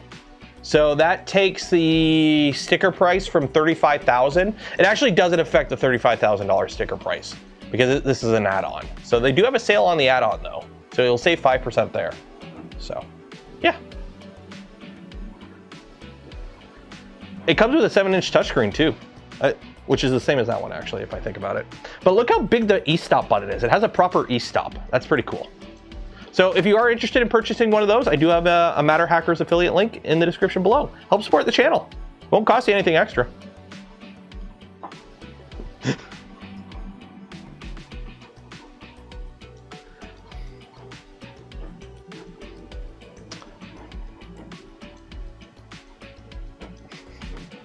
If I get an email from anyone who bought one of these, one, thank you. But two, I'm gonna be like, what the fuck? Pocket change? Do you want to know what the funny thing is though? For the people buying those machines, it is. I know who's using these machines. I don't know if I can really say it. I kind of hint at it every now and then. But like, I know who's using these machines, or they've told me like the examples of people using the machines. And I'm like, yeah, no, it makes sense that they're using those machines because they're actually using them the way they're meant to be used and whatnot. Like, the joke is stuff printed on a Voron has never been to space, and neither has a Pantheon. But stuff printed on a Voron has made it to space. Stuff printed on Pantheon regularly goes there, if that makes sense. So, yeah. Does it have a proper safety relay? Yes. This meets all the requirements. It's a reason the bed is in AC. Although I think they changed it in the newer one. I can't remember exactly. Race. Add names, clear, open. How many names we got? We got 230 people. Awesome. 230 bots. 230 or 229. Oh, shoot. 229. Random bots.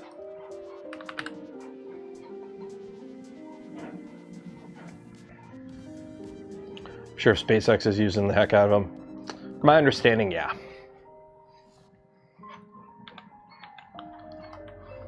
Okay, so how this works is if you win, you get a free spool of filament from Polymaker. But if I pick your ball and your ball wins, you also get a free hat. This one right here. You look lonely. You could use a free hat, Altrano. Good luck.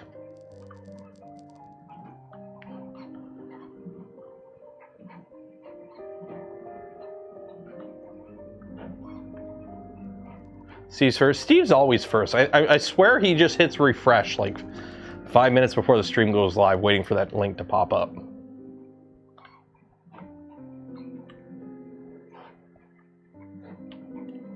Remember, exclamation mark zoom zoom makes your ball go faster. Exclamation mark gullible makes everyone else go slower. Like the smash button, ring the bell, and be subscribed to the channel. And guess what? It'll grease your ball up and make it go even faster. Look at all these people flying through the air. Piled is dead. CAD software didn't save you this time. I did talk with Piled for a bit at at Smurf there. We may do a video about the software. I gotta play around with it. I gotta get a copy of it so I can play around with it on stream. It runs through Steam, so I wonder if the Proton layer will make it work on Linux. Because he's like, it's not really designed to work on Linux, but I'm like, well, it's on Steam, so maybe with Proton it would run on Linux? Maybe? I don't know how that works. Because like, the Proton layer will take games that were never designed to work on Linux and make them work on Linux.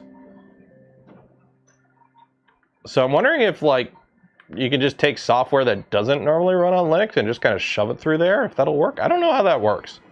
Although I'm assuming it's something with like games only need certain APIs and whatnot. I have no idea. I have no idea. Oh shoot, it's one of these levels. Uh-oh. Uh-oh. Uh-oh. Uh-oh. Uh-oh. Oh! Uh-oh! Uh-oh! Uh-oh! VBEC! VBEC 1! Is this Minecraft music?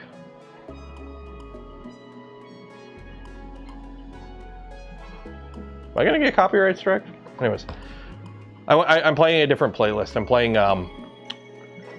another royalty-free. I'm just changing it up. VBEC. Congratulations, VBEC. Let me pull you up here. VBEC. There you go. Oh, that's a cool thing to print. Okay. So we are going to call it there. Pull up my email. You guys can watch that while I get this email. I'm going to let the stream run. We're going to run the stream until this does infill. I want to see how this does that infill. So I gotta. We're gonna let the stream run a little bit. We're gonna do after hours for just a little bit, nothing crazy, or after dark for just a little bit. No, we're not gonna go down that rabbit hole again, but we will do that. Okay. So let me turn off the big light because we are gonna do a little bit of after dark. How are the prints doing? The Prusa prints are doing printingly. That one's shooting along pretty good there.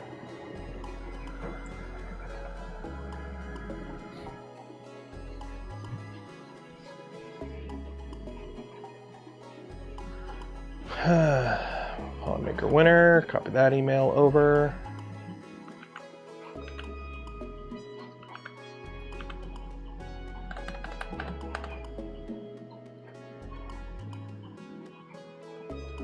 Oh, there's the reference code. Ooh, new mini Minuteman video. Heck yeah. And send. So the winner, your email should be on the way. Prints well done. It does print well. The T45 Power Armor helmet that I printed was printed on this. A couple other things. I don't really use this printer that much because it's like, it feels like a waste to be using this printer when I'm printing like ABS. This printer like lately has been doing a lot of PPS, but I want a printer that can do higher temperatures to take better advantage of those materials, so that's why we're rebuilding Toasty Boy. So Toasty Boy is going to kind of take over some of the work that this machine did, and then I got to figure out what I'm going to use this machine for next.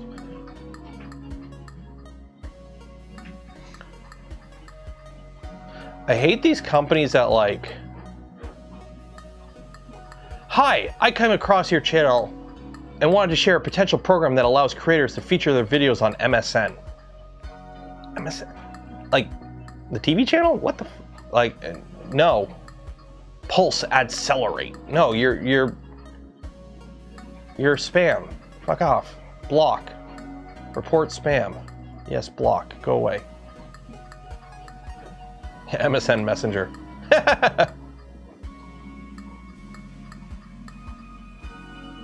Also, am I the only one? I can't be the only one.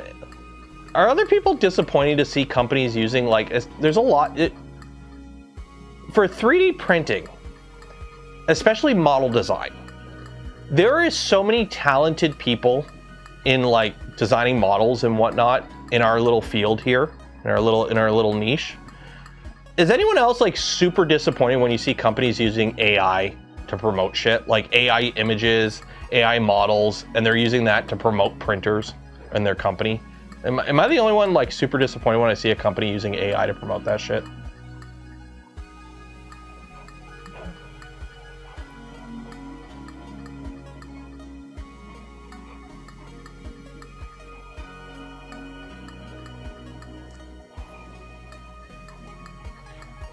But AI is free. I know.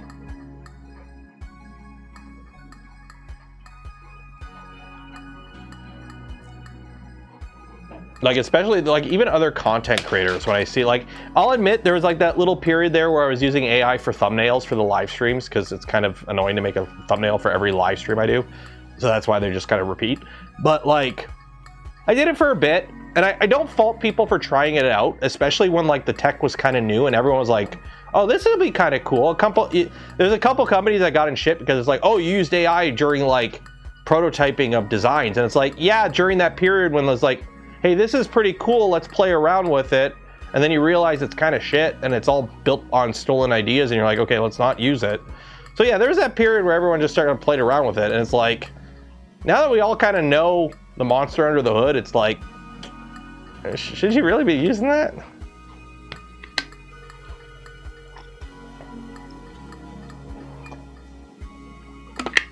Also, buy some gamer subs, use Canuck. They don't use AI on their what? No AI waifus here. No AI waifus here. Go buy some gamer subs. And I know that because some of the people who work on the gamer subs team freaking hate AI.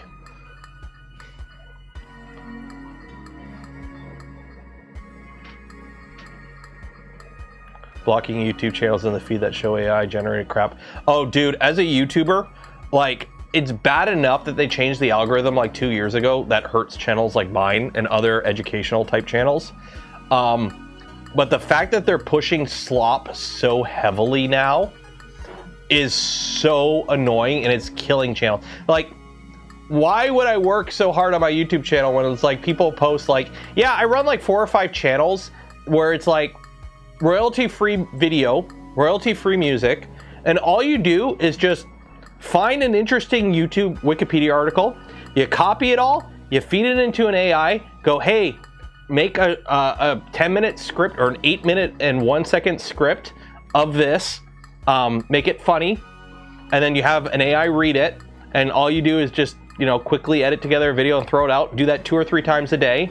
Have your channel's logo is white and black, and it's like kind of a word, but not really a word. And you just turn out random videos that are just people reading YouTube all day, essentially, or Wikipedia. Are we doing the infill? It's like so easy to be a slop tuber now. There's like no soul in it. And it's funny because like there are a couple YouTube channels that I do watch that is basically guy reading Wikipedia article. And it's funny because like some channels that used to be faceless have started putting the person's face in it because they're like, oh shit, we have to prove this is an AI slop now.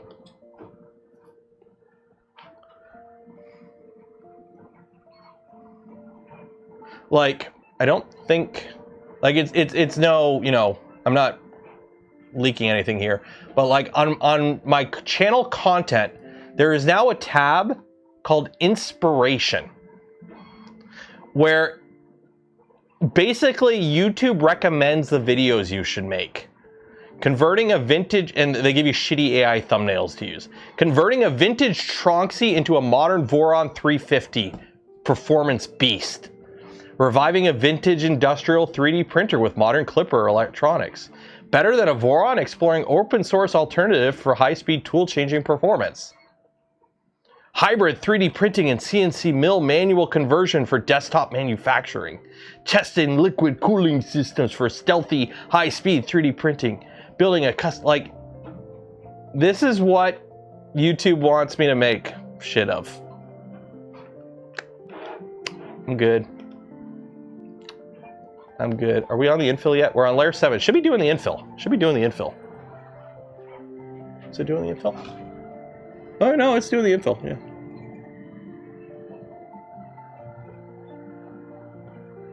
Okay, wait for it. doing the outer walls.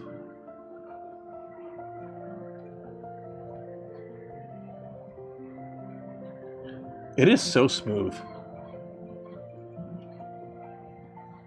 It is so smooth. Watching this printer do its thing is like... It's a CNC machine. Like, you could probably put a cutting head on this and use this as a pretty, like, solid CNC machine.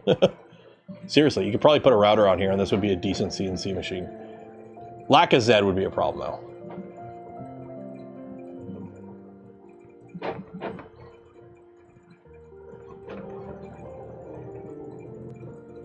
Oh, you can feel it vibrating.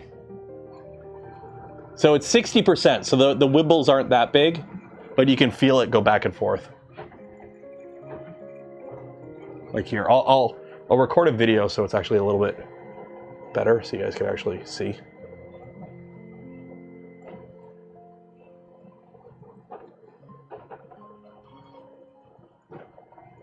Jeez, those speeds.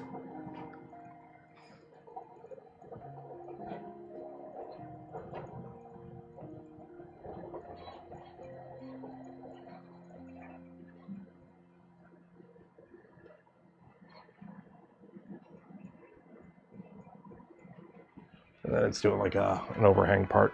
Okay, let's see. Let's see how quickly this will transfer to my computer.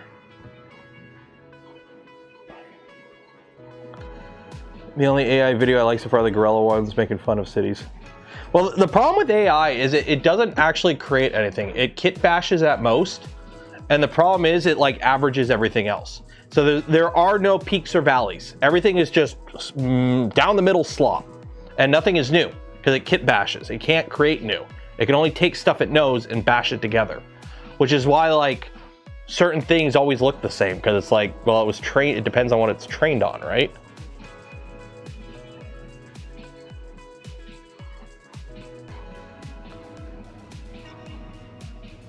Okay, so here's it a bit up close.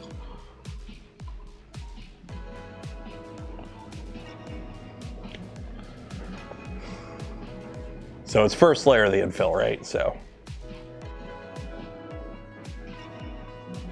look how quick it is. Like, just look like how quick those travels are.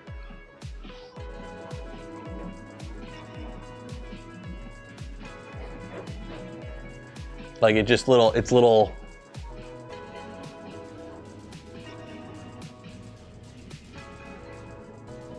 And this is PPS glass filled 20 too.